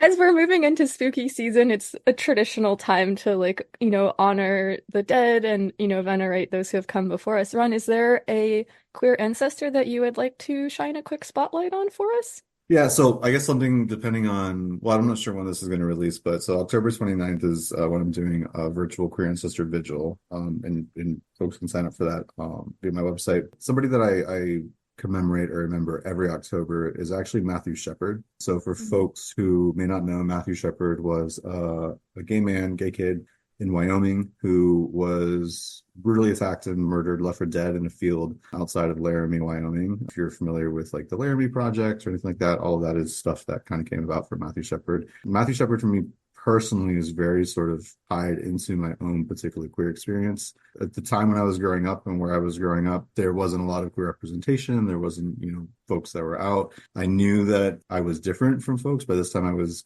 in middle school or right about to go into high school. I can't remember. And I knew that I was different from folks, but I didn't have the vocabulary, the language for why. Mathew Shepard kind of ignited a national conversation around sort of the gay community and hate crimes and violence against the gay community.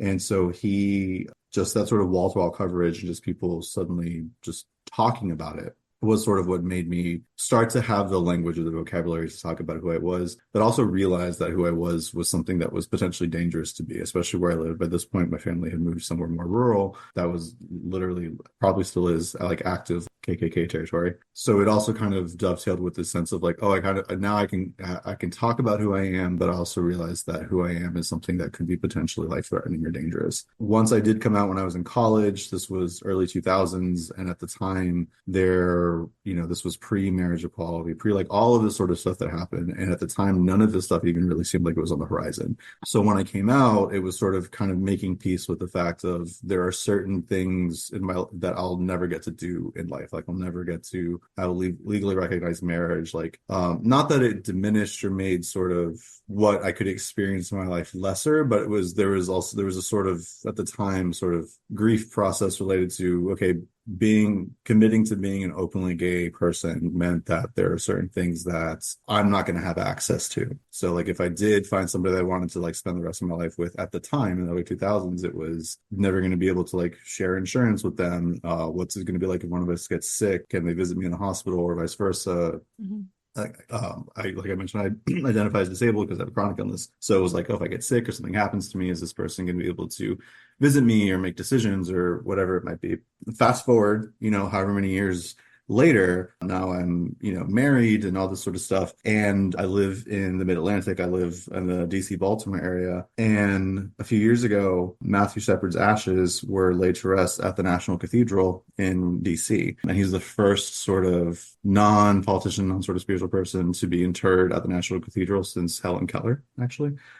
And it was an open service. And so me and a couple of friends went to it and sat pretty close to the front, just how it worked out. And so it was this very cathartic, just sort of emotional space to be in community, to be in a religious community, like pan-spiritual, pan-religious. So I'm blanking off what particular denomination Mathew and his family were, but they were the ones, that denomination is the one that led the service with openly queer ministers. And so just to kind of be in that space, which is something that I never would have envisioned in 1999. As a person, I never would have envisioned myself being in 1999, having access, like living the type of life, openly married gay man sort of life, which is really cathartic and moving. And so Mathew Shepard has really sort of bookended major parts of sort of my life and my experience as a gay man.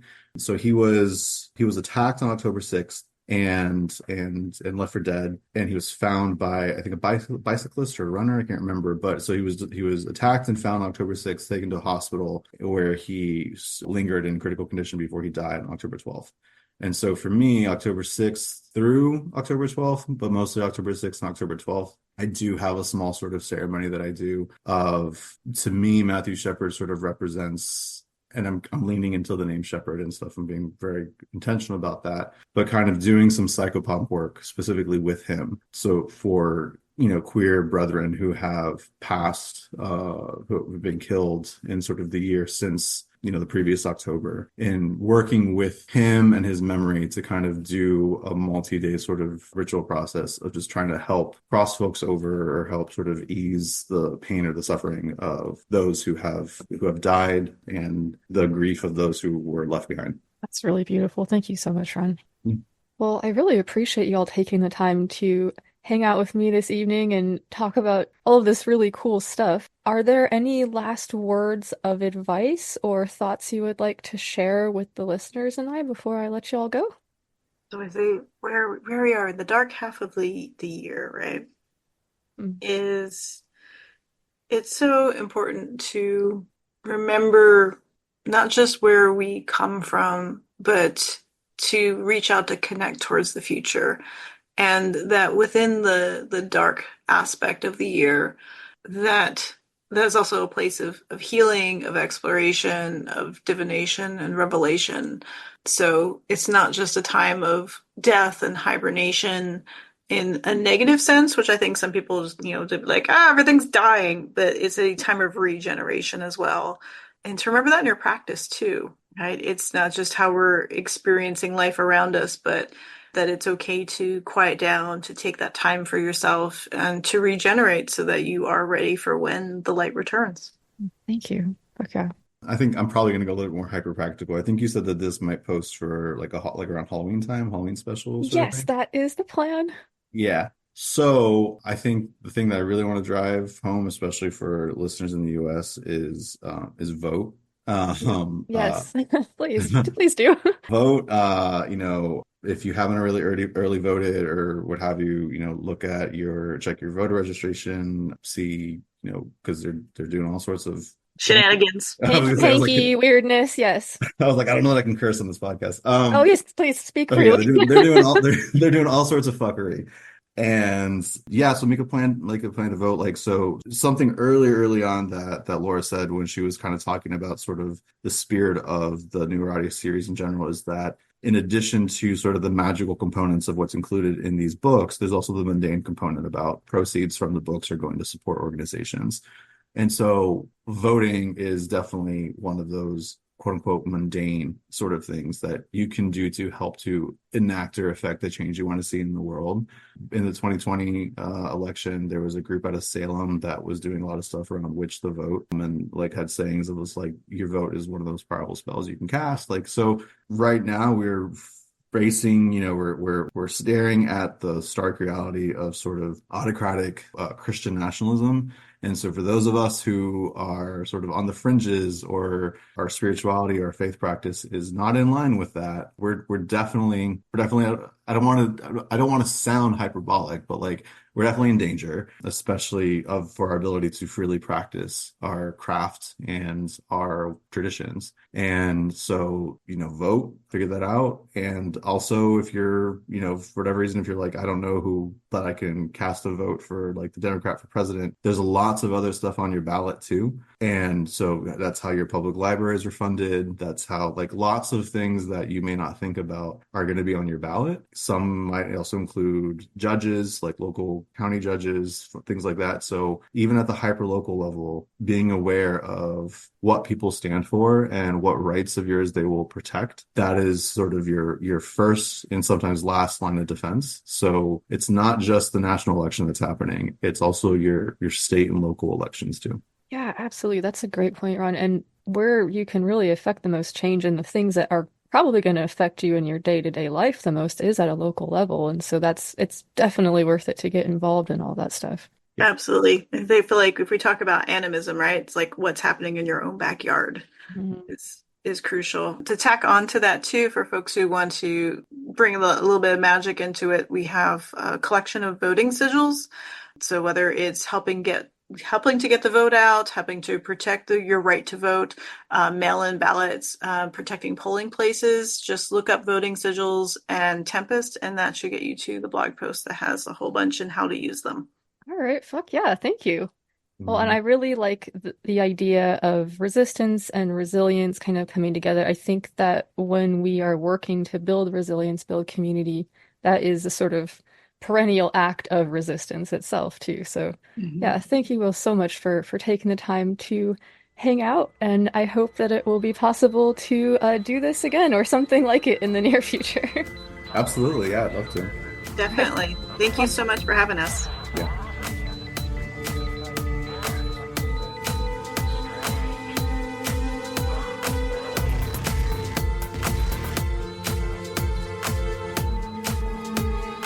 All right, thanks so much to Laura Tempest Zakroff and Ron Padrón for joining me. I really appreciate so much of what we talked about, and it was really rad hearing about the awesome work both of these very impressive people are up to. As I mentioned, I feel honored to have my work included in Serpents of Circee. Check the show notes for a link to order your copy of that, and Laura and Ron's stuff will also be there as well, so check it out. All right, I'm very excited to share the rest of my conversation with Aidan Wachter soon. We're going to be getting into egregores, shadow work, and more. But first, as promised, let me tell you what we have going on with the Green Mushroom Project and Void House and give you a quick explanation about exactly what that is.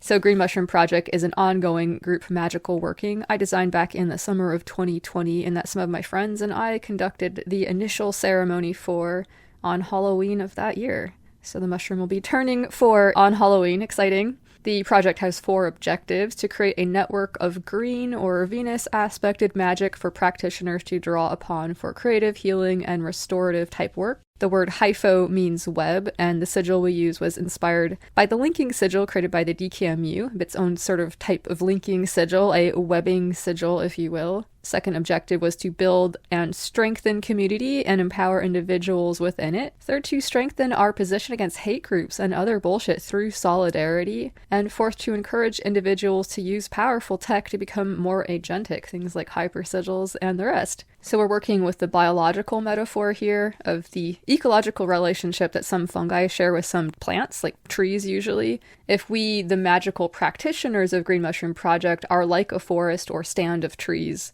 The green mushroom current connects us and strengthens us in ways which are sometimes unseen.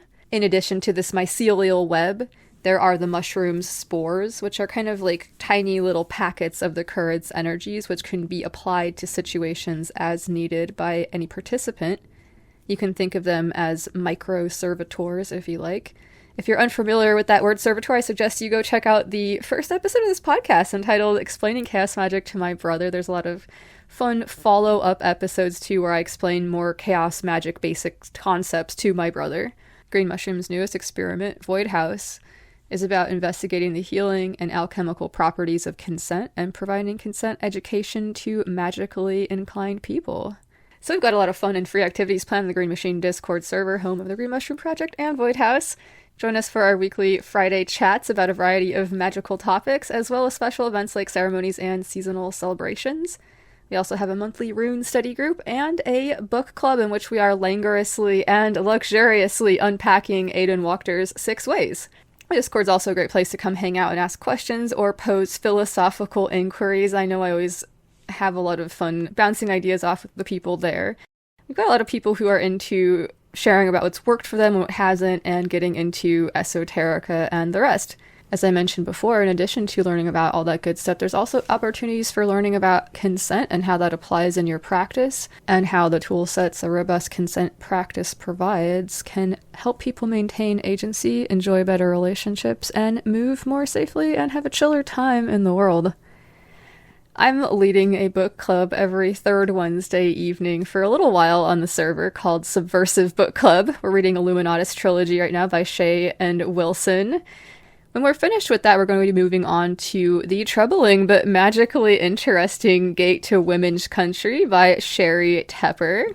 Things have grown and changed a lot since we kicked things off back in 2020, which is obviously to be expected. There's been several mutations and permutations. We're very excited now to be calling for submissions for the 3rd installment of Fuck Around and Find Out. This time it's going to be a recipe book.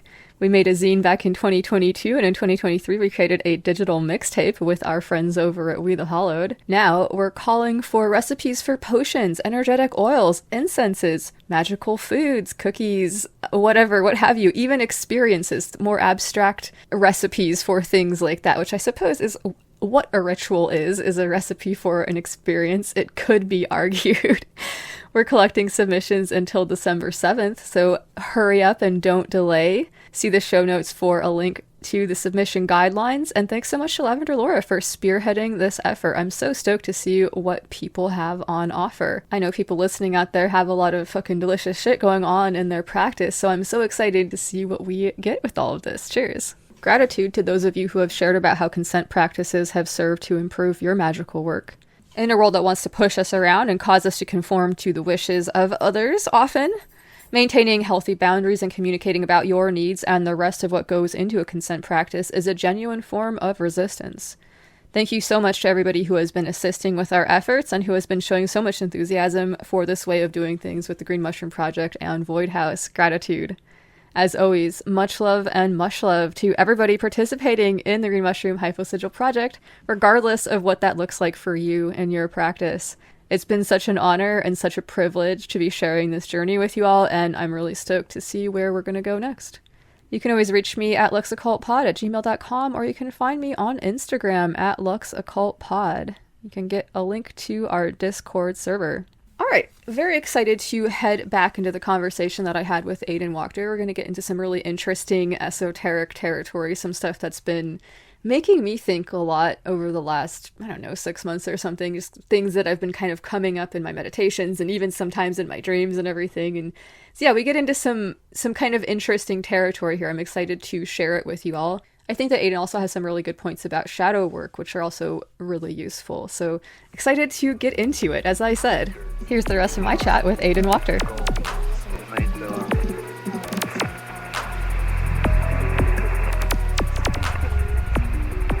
Yeah, how do we open doors and open gates into a very, very different kind of relationship with all of this stuff? with the also kind of root weirdness that I'm not religious about it. I don't view it as a form of religion. Worship in that sense doesn't come into play with me. And it's also really weird to kind of have really, I've thought this for a long time, but it's really sunk in more and more that if there's anything that I can do as someone who is producing information on this stuff or who is teaching on it or whatever, however we want to define it, is to kind of point people to the gates that worked for me and have worked for other people I know to open into that different experience of reality. And I think what just comes to me now is I think one of the things that jams people up now, because we're in such an information dense scene, is they're looking for an understanding of it that works with kind of our modern minds and that all of the modern narratives of whether that be science or how do we define our panpsychism, blah, blah, blah, blah, blah, again, all the semantic stuff. How do we make it sound reasonable when reasonable may not be involved? You mentioned like the map territory distinction, right? And it's interesting. Like there's the territory of the actual experience, right? And then there's the necessity to draw some kind of a map so that you can tell somebody else about it, right?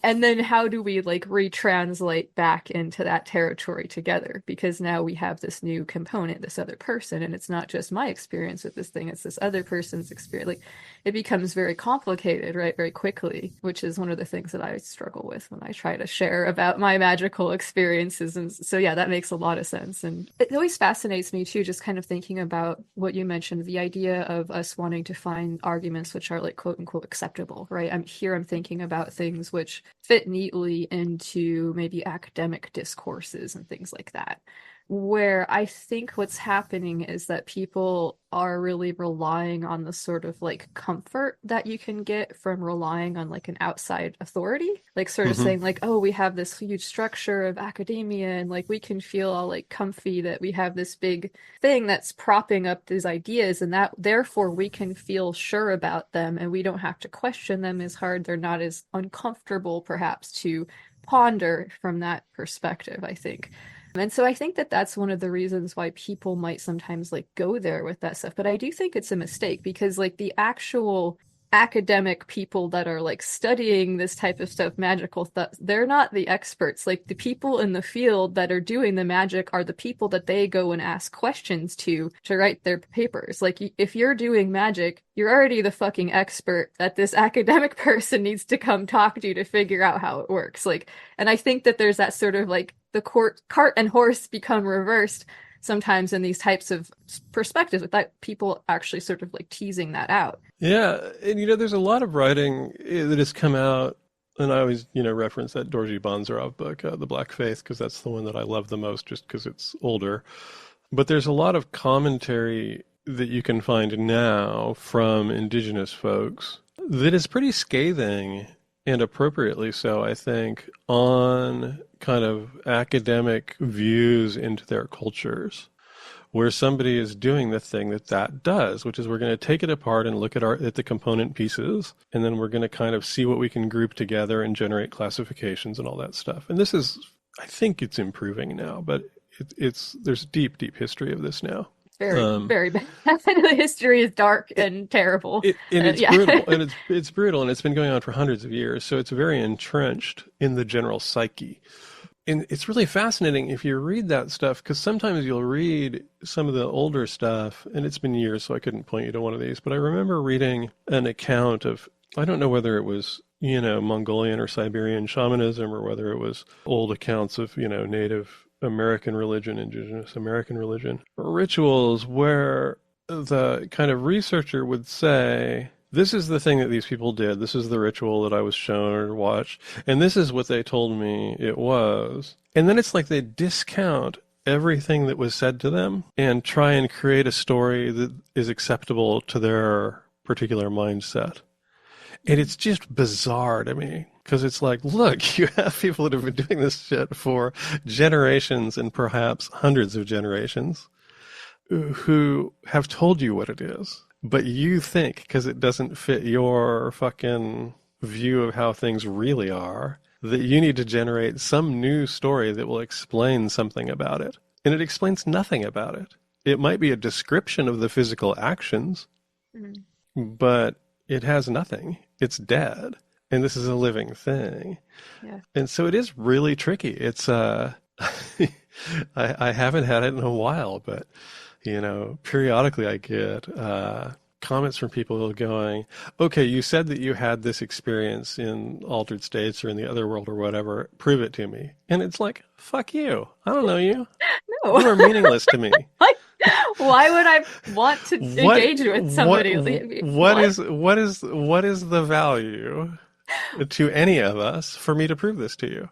Yeah, I'm not trying to prove this to anybody. Yeah, the claims I'm making are not based on that at all. That's ridiculous. And I don't expect anybody to take them as other than, oh, that's what happened to this guy.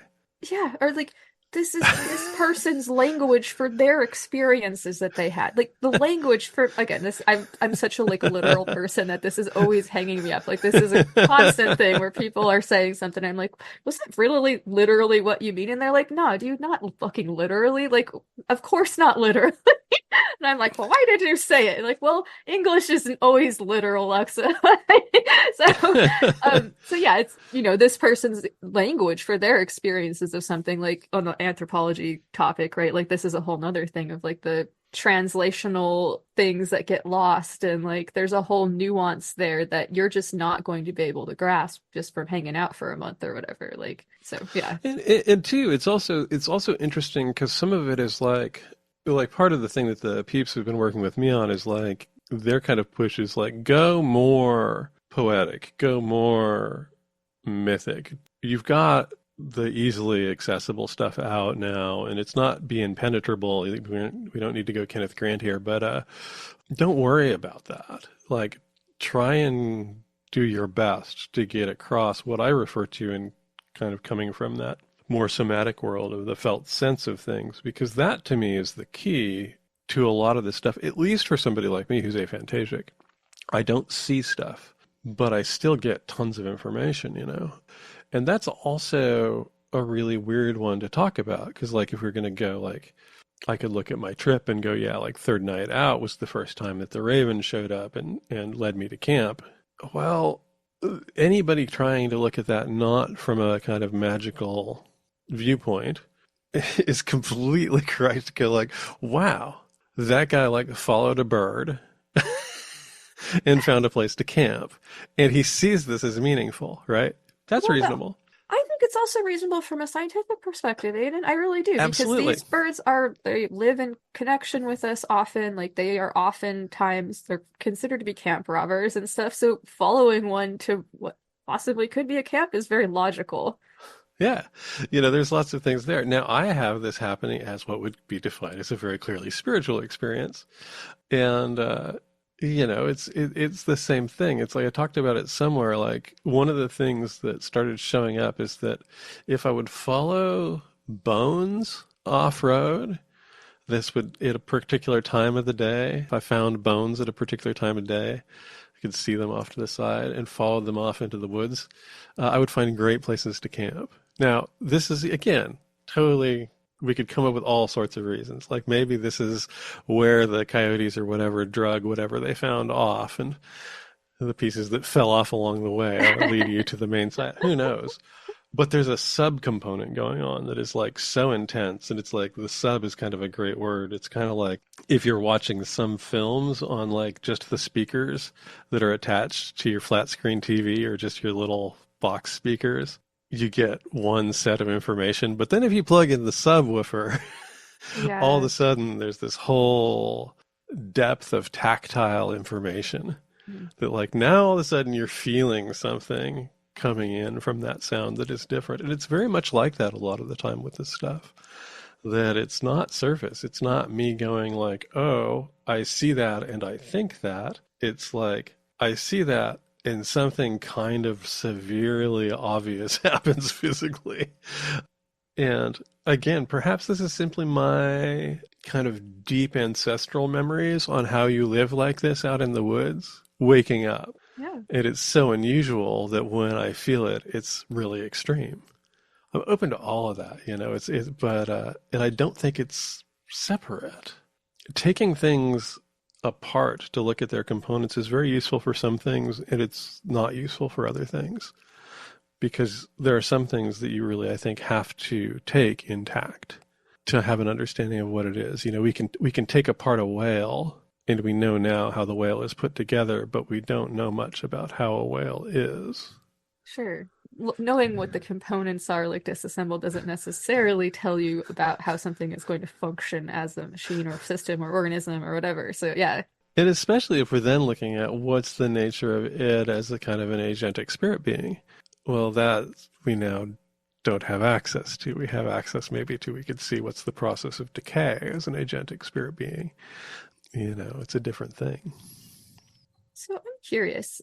And this is something that I've been kind of like working with and toying with over the last like year or so. And I've heard others speak about this, being involved with maybe a group or something like that and feeling like the egregore of that group was harmful. And here what I mean is that like the sort of group culture, the group sort of dynamic, but then also the sort of magical component with that.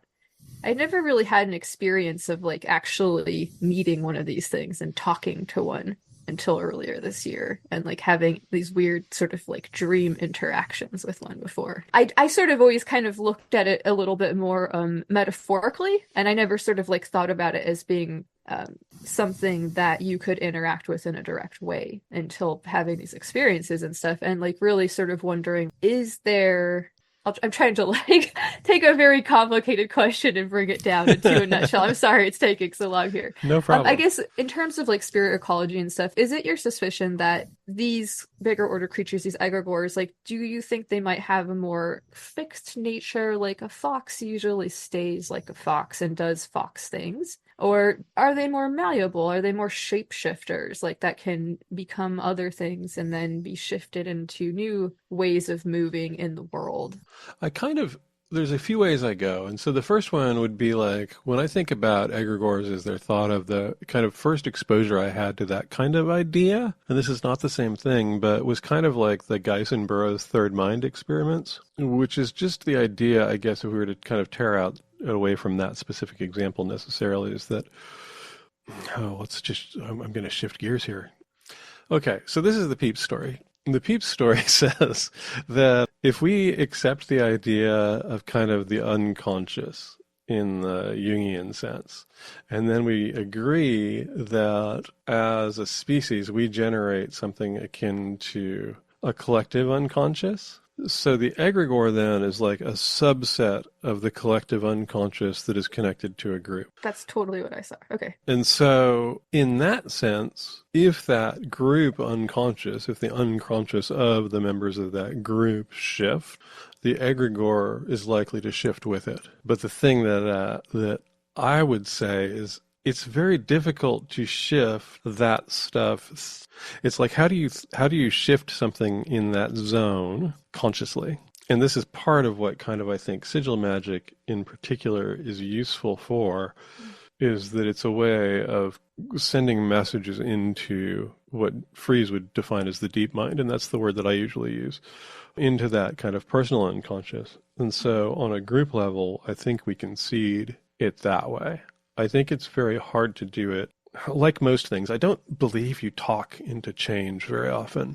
I think we can talk into change on social structures to some degree. But kind of this again, if we're talking kind of this sub-level information, kind of that subwoofer base information, that kind of has to be addressed where it lives. And that can be very tricky because a lot of the times you're not playing with people that really have an awareness of that stuff's presence. Like they might get it on a theoretical level that this is probably going on. But until you really kind of dive into that exploration of that shit and go like, oh yeah, this is in play. And I can do work to kind of, to use Jung's term, to make it make the invisible visible, make the unconscious conscious. You can't do the integration. And I don't know how you do group shadow integration, which might be what we have going on planetarily as the problem, is how do you do this? Yeah. Some of the issues that face our society definitely looks like it's going to require shadow work on a massive scale. Yeah, and I don't really know how you engineer that. I always, and this is to kind of give everybody an out from anything I say here.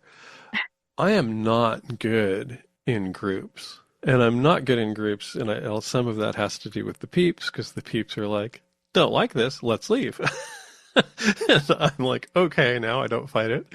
And, so I have ghosted more people than I have probably stayed in contact with, which is not something I'm proud of. It's just reality. Like, oh, I can't do this, I'm done. And I walk away. And also, I think some of my neurodivergent stuff allows me to do that without a lot of second guessing, because I'm a little detached anyway. Relatable. Yeah. But I don't know. It's really fascinating. I also think that people are kind of, this again kind of comes into the kind of what's going on underneath kind of the ideas behind sigils and how I think they work, and this animistic piece and this kind of deep mind aspect and collective deep mind aspect. One of the things that I see specifically in magical groups is what is to me a kind of peculiar belief about control and centering. Like, if you think you're connecting to these powers, why do you think you're in charge? And why do you think that it all revolves around what you think it should be? Because that's not my experience. But again, I am totally open that I could be connected to a subset of shit that is not what most people are connecting to. I simply don't know. So not speaking, but it's something that I have thought about many times, because a lot of the things that people have brought to me as problems are really interesting, because they're like, so you're in a relationship with this deity, but how that deity wants you to be in that relationship with them doesn't suit you. So why are you in a relationship with that deity? Yeah. Like, that's easy. You walk away. Yeah. You make a nice offering of, God, that was awesome, but this is our last date. And move on.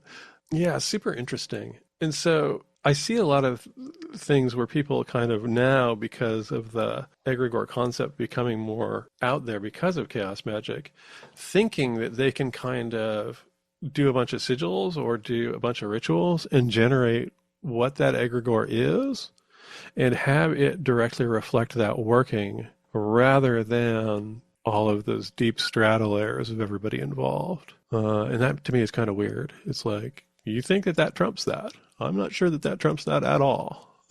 Yeah, I think that I would definitely say that view, I feel like, lacks nuance. I mean, just in terms of like looking at the sort of like overall idea of like where these things come from. I mean, the call is always coming from inside the house, because it's always a sort of feedback loop, is the way I like to look at things.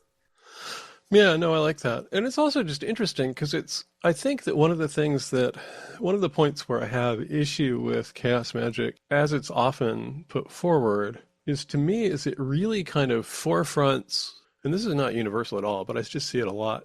It really centers the individual in a way that I think is it's very useful ritually, but it's not a logical worldview to me. It's not an accurate worldview. So there's a distinction between what works in practice and what reality is. And so you do things that do not actually make sense from a reality stance. And this is even talking a pretty wild magical reality, because you understand that it's going to have effects on the whole system. And so that's all the stuff that centers us, is I think that it's like, in a sense, it's like you're kind of like consolidating the node, but you should be aware that you're a node in a much, much bigger system, and that this now does not mean that system is centered on you. It just means that you've turned up the brightness a little bit, so you're attracting more bugs, Yes, I think that for me, this comes back, I think, to that phrase, belief as a tool, too. There's this idea that, like, we can use belief as a tool during ritual to tap into whatever. This is, like, one principle of ritual and chaos magic, right? And I think that there's a sort of reversal that happens sometimes. Like, for me, when I think about this phrase operationally, it means, like, I can enter into this way of interacting with the world, this belief as a tool, using that, of accessing this higher order part of the world that magic exists on, as a sort of like higher order fractal force of reality, is kind of how it feels to me. My belief isn't going to necessarily change what that bigger thing is or does. It might change how I interact with it and how I'm tapping into it, but I'm not necessarily thinking that I'm little old me is changing all this big stuff out there based on my belief. And there have been times in working with like chaos magic groups where I've been asked to do things that it was very clear that that was what the thinking was. And I'm like, wait a minute, y'all, like, I'm not sure it works like this, right? Like, well, and I think that's like, and that's, it kind of goes back to that where we were talking about kind of like that misunderstandings of anthropologists. It's kind of related to that. Like one of the things that is in the book that I can share, because it's just kind of baseline to a lot of what I've been talking about since I came back more than before I left, but it's in there too, is realizing that a lot of what we're doing ritually and just in magic in general, when we're talking about the operations we do, is we're creating language that works well to seed particular parts of the field, which we are a part of the field, so that works for us too. And so we can think of it like, is this working, trying to generate a story that the conscious mind accepts as real, which is what I see a lot of the more science-y based stuff, is it's like we're going to try and have this conversation that's non-offensive to the rational mind. It's super real, and I can draw an equation for it to prove it to myself. Yeah, or whatever. Yeah, and it's totally valid. It totally works. I don't mind that stuff at all. But yeah. Or are we trying to talk to the individual aspects of the deep mind? Or are we trying to talk to, and this is my world, are we trying to talk to aspects or entities or beings or consciousnesses within the field that I can only interact with cleanly and really well through those aspects of my deep mind?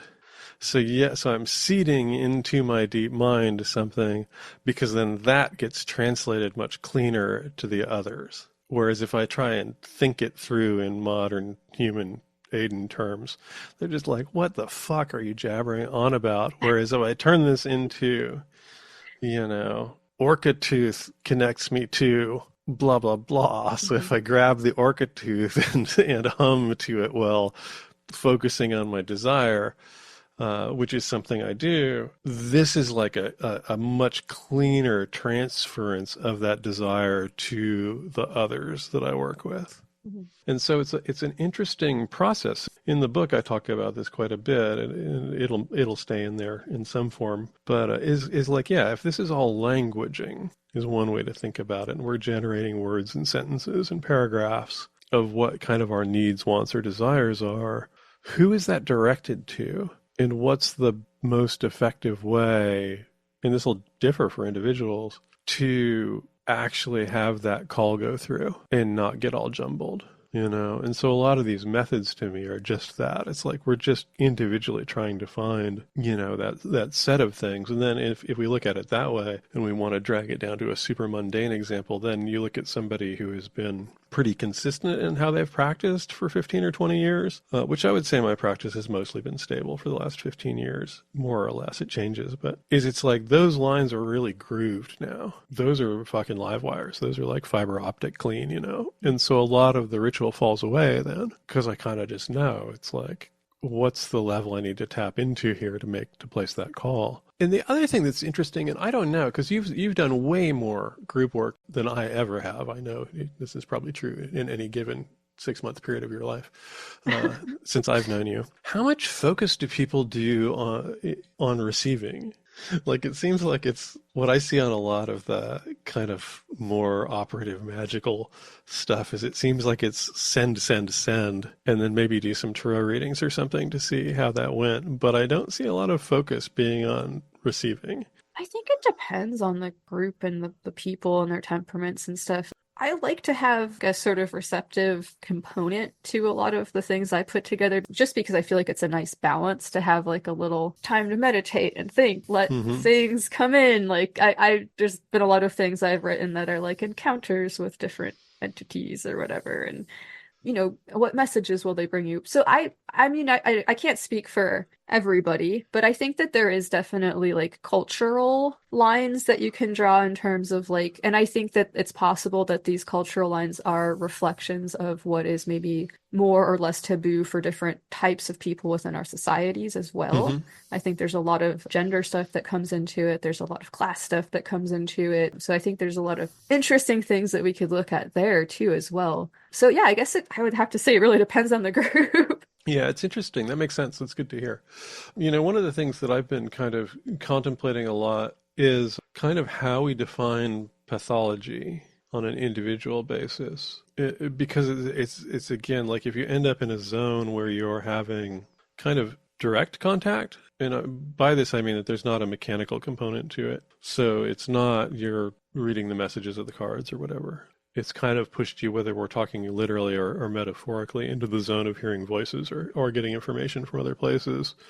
That's still really freaky because we have such a corrosive view of kind of alternative experiences and have lumped things into mental health zones that I don't think are always correct. And this is not to say that I don't think that that's not a real issue for a lot of people. I know it is. It's been an issue for me at different times. But it is interesting because I think that a lot of the stuff that we're talking about as far as like how do we explain something that's unexplainable is partially often a case of how do I make it so I don't sound, even to myself perhaps, insane. And one of the things that's been really useful for me in the last few years is the more I've kind of eased up on that and went, I don't care. I'm not concerned whether people think I'm insane or not. You know, it's like I often joke, and I probably used it in yours as well, tell people when I say something outrageous, sometimes it's like, but, you know, I'm whack. Because like literally, it's like, that's not where I ever go. The closest I've gone is at the point when I tried to kind of shut off all this stuff. And then I felt really, really unwell psychologically until I went, oh, okay, this is just natural state. And I'm not going to fight it. You know, this is not something that I think I did to myself. I think that this is something that I am, and I'll try and honor that and figure out how to be in the world in a way that works for myself in the world. But I'm very aware that to probably the vast population of folks, at least in the West, that would have some of the conversations or listen to the podcast that I've been on where I talk about this stuff, they'd be like, this guy's crazy. And it's like, yeah, I'm not operating in your model. I'm not operating in that world, and that's okay for me. It may not be okay for you, but it's fine for me. How much of that, though, is just your unwillingness to conform to the type of language that people might want you to use?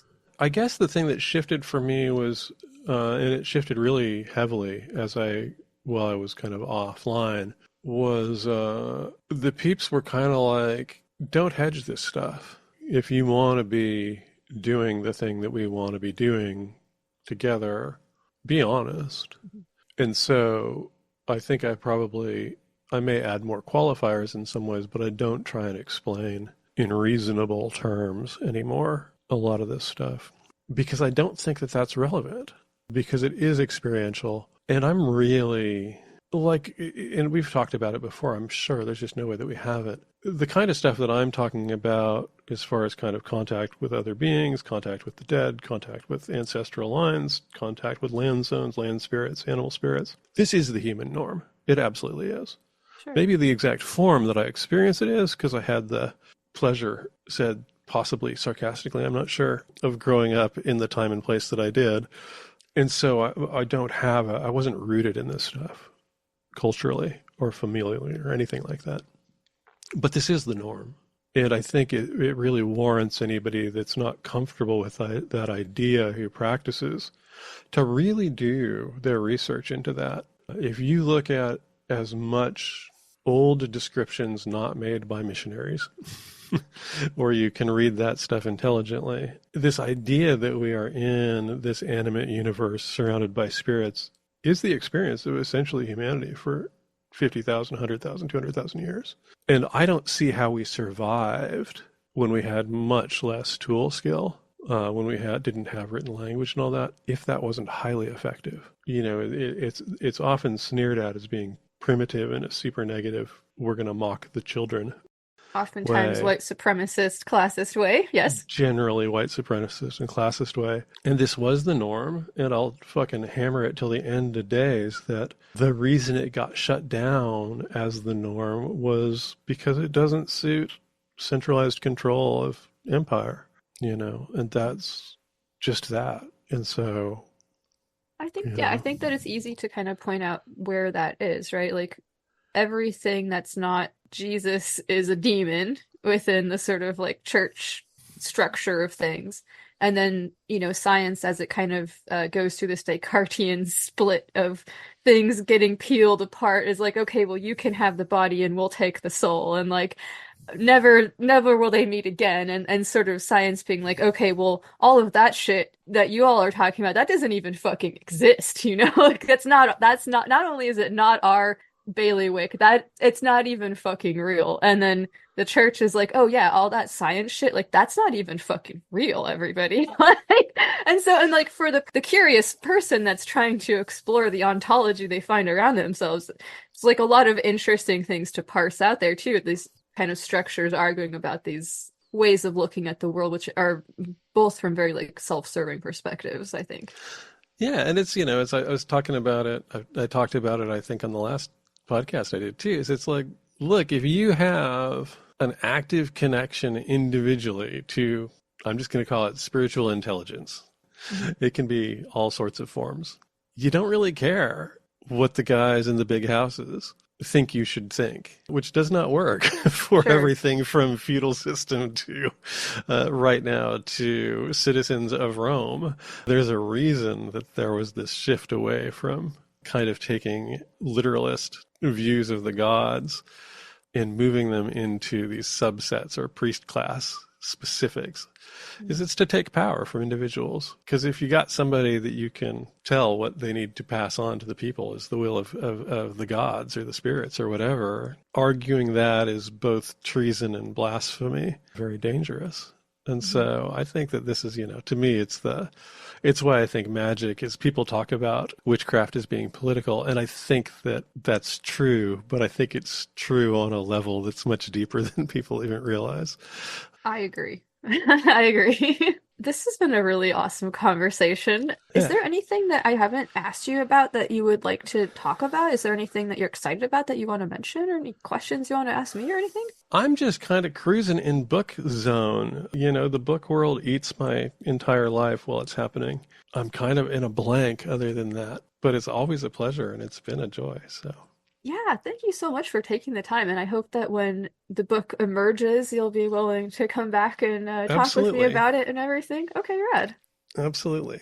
Very cool, Aidan. Well, where can people find your stuff?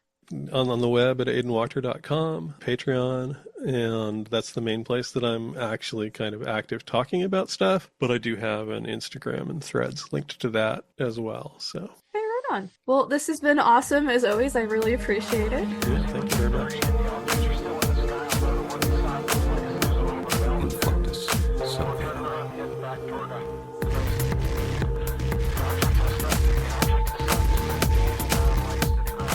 All right, thanks so much to Aidan Wachter for joining me. Check out the show notes to find links to all of Aidan's awesome work.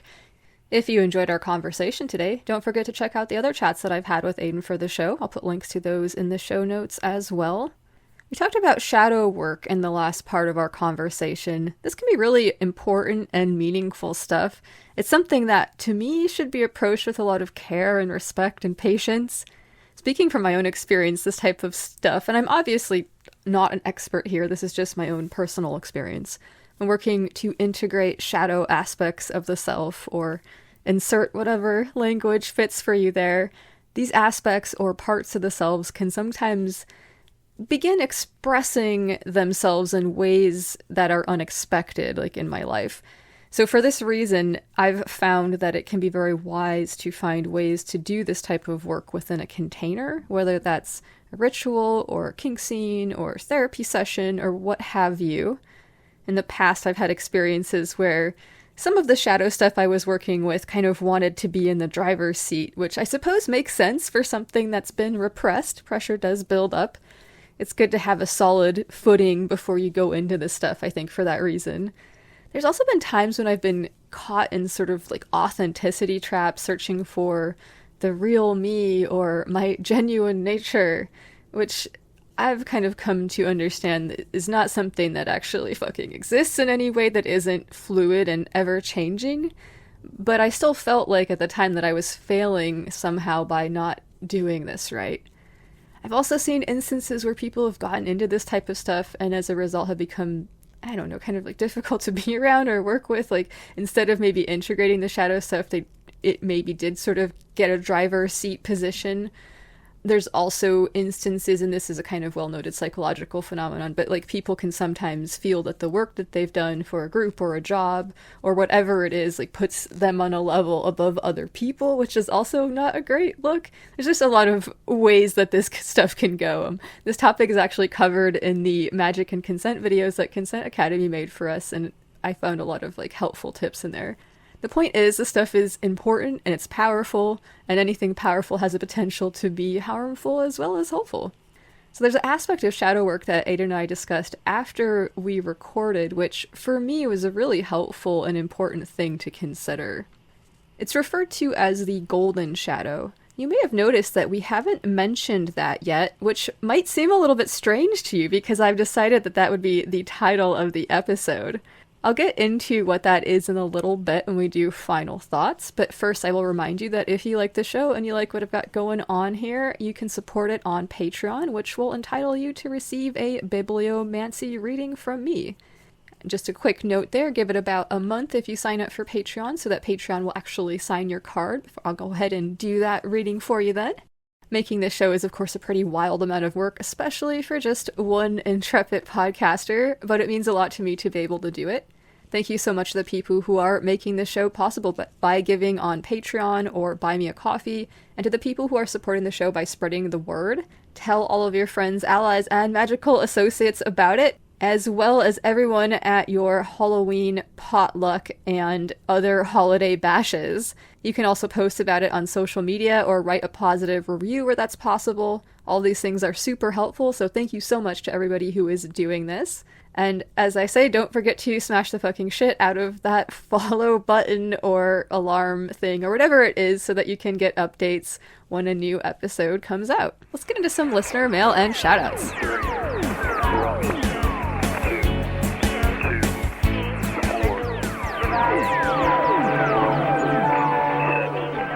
Alright, shout out to all my fellow Circle of Sublime Elms guild members who performed with me at the Orlando Witches Ball this year. It was such an honor to be able to share the Hecate ceremony that I wrote for us, and everybody did an amazing job bringing it to life. I really appreciate the hard work that everybody put into it, and the props and the costumes and all of it. It was fucking gorgeous. Thank you. And hail Hecate. I also got the chance to perform a very silly song that I wrote about beating the devil called Haunted Sex Guitar. It was a fucking blast. Thank you so much, Torre, for allowing me to do that, and thanks to everybody who came out to the ball. Shout out and a very heartfelt thank you to David Sicola at Yeti Pops Art on Instagram for the gorgeous prints. I love all of them. How did David know that I would want extra monster fucker ones? Check out the Lexicult Pod Instagram or the show notes to see pictures of those or find a link. David let me know that one of these was named using podcastomancy with my show. So David scrolled down the list of episodes and randomly played one from a random point using whatever was said as the reading. And it was, "What is my middle name?" So this is sort of like bibliomancy.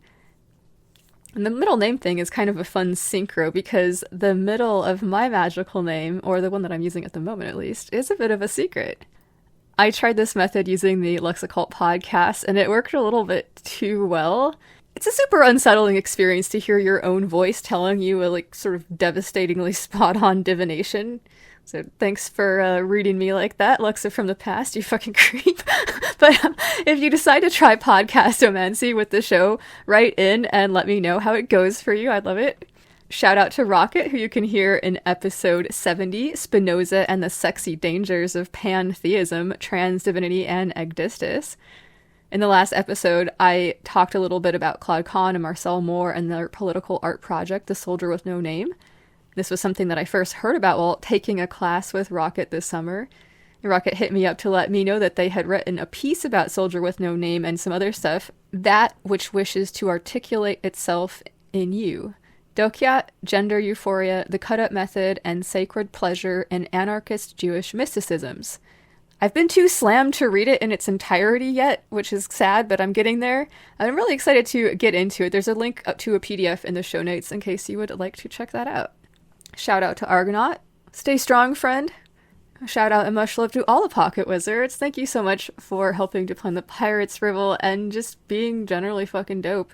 I'm so excited. It's always such a fucking awesome experience hanging out and doing magic with y'all, so fuck y'all. Alright. If you'd like to send me thoughts, questions, comments, or suggestions for the listener mailbag, you can find me at luxoccultpod@gmail.com or get me on Instagram at luxoccultpod. Thanks to everybody who reached out and who's been supporting the show by rating, reviewing, and giving on Patreon or Buy Me a Coffee. Whether or not it was featured, know that all of the missives I received are appreciated. A quick programming note here. This episode will be released a little bit earlier than it normally would have come out. I wanted it to coincide with our Pirates Revel and release it as a fun surprise to celebrate Green Mushroom Hyposigil's 4th birthday and to hopefully give people a chance to hear the more time-dependent messages about events and stuff. Next week is when the episode would have normally come out. I'll be releasing a bonus episode which will include a guided meditation about visiting the Green Mushroom Astral Temple and conducting some egg and sigil magic there. It's something that I wrote and shared with our online community, which was recorded at a recent event. After that, there's going to be a fantastic conversation with Mortellus about their book Necrobotany, as well as a chat with Casey Zabala about the Weird Sisters Grimoire Oracle. I also spoke with CJ Lane about creating cut-up poetry using magical sources like the Greek magical papyri, and we're going to hear more from Cliff from EnochianToday.com about some of his adventures with the angels. So lots of cool stuff coming your way.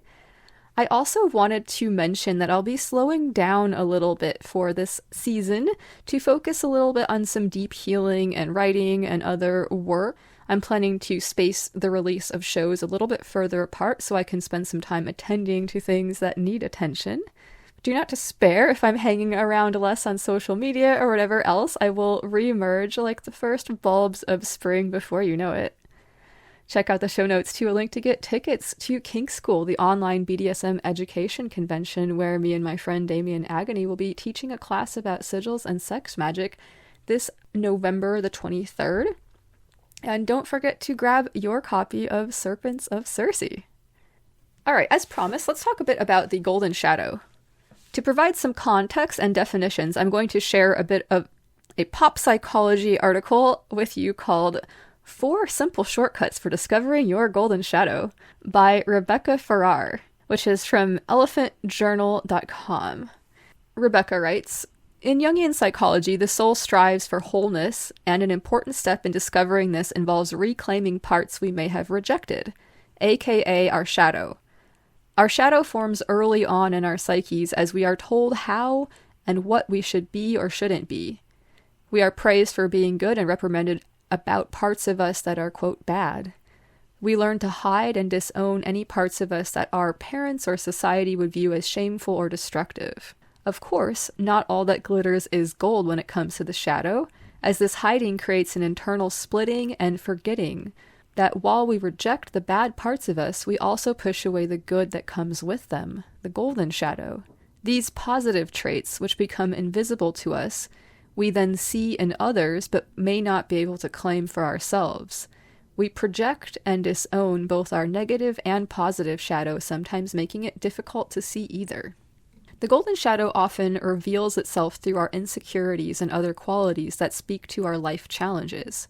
Early traumas or deeply rooted self-doubt create our superpowers and strengths that we eventually share with the world as part of our healing. This submerged potential is a portal to our power and holds the keys to our subconscious, underdeveloped skills or character traits linked to our life purpose. The other side of shame about our shadow is the portal to our power, made possible by some gold digging. Okay, thanks, Rebecca. The author goes on to explain how things like jealousy can actually help us find clues about what our golden shadows are like and other stuff like that. But it takes introspection, patience, and maybe some self-forgiveness too. But it's definitely worth considering. What might the golden shadow look like for you? What might you be hiding away for safekeeping that you could be sharing with the world to make it a cooler place? What are you keeping yourself from accomplishing because you think you don't deserve it, or it's not for you, or you aren't whatever enough? What are some safe ways to help coax it out? Where are the places in your life where you could cultivate more space for the best parts of yourself to shine? How will you forgive the parts of yourself that you might not like so that they can become allies and teachers? As you consider these things, I will share the Green Mushroom Project statement of resistance as I remind you to resist. Resist by maintaining sovereignty of the self. Resist by maintaining love of the self. Resist by maintaining fierce loyalty to love and pleasure. Resist with acts of radical kindness. Focus on the path to better times. Fuck yeah. Thanks so much to Aidan Wachter, to Lord Tempest Zakroff, and to Ron Padrón for joining me. Check the show notes for links to all of the awesome stuff we talked about today. Thanks so much for all of the kind words and support for the show and my other work people have been providing. I really appreciate the help and support from both seen and unseen sources. Gratitude void. Hail Hecate. And most of all, thanks so much to you for listening. Much love. This is Lux Estrada reminding you to stay strong and stay fucking curious. Here's a little sound magic track I produced called The Train from Hartford.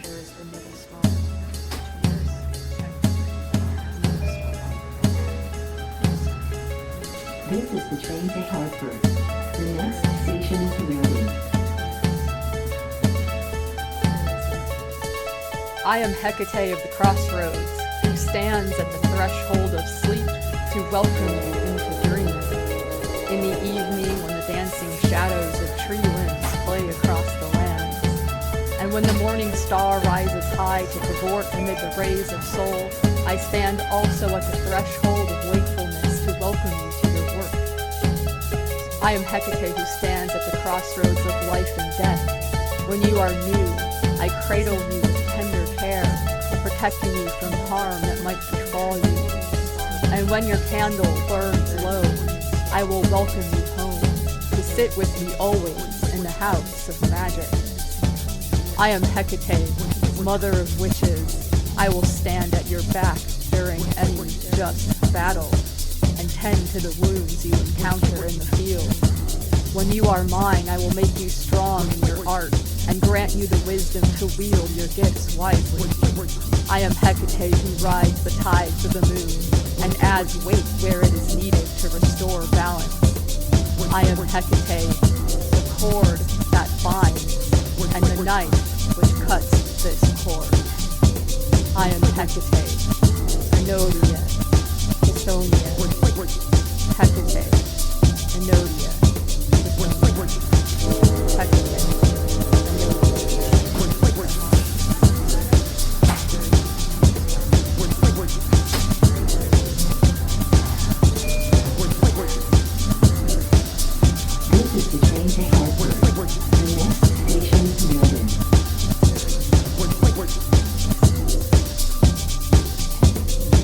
Work.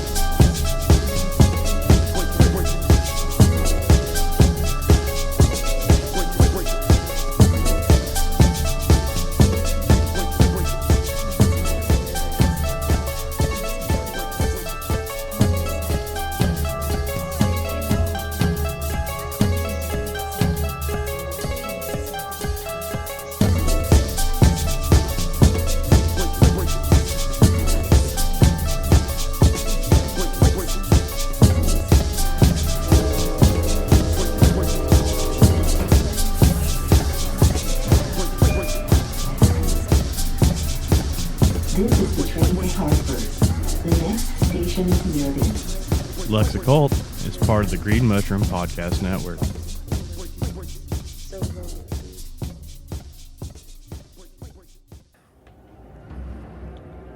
What scares you? Ghosts, Aliens, Monsters? the occult. conspiracies, Some of you like to be scared, and unearthing paranormalcy is for you. some of you try everything you can to avoid it. Unearthing paranormalcy is for you. We take the topics that scare some, and we dig in to find the source, then present the history to make the paranormal a little more normal. We also throw in a bit of comedy to shed a light on some of the darkness in the world. So whether you're scared of bumps in the night, what's inside your own mind, or strange lights in the sky, we cover it all. We dig in and present all that we find and try to come up with some logical And not so logical. reasons for the high strangeness happenings. Sometimes we are scared of the things we don't understand, and the more we understand, the less we fear. So find us, Unearthing Paranormalcy, on your favorite podcast app. And join us on Facebook, Instagram, and Discord at UMP Normalcy. And until next time. Keep digging.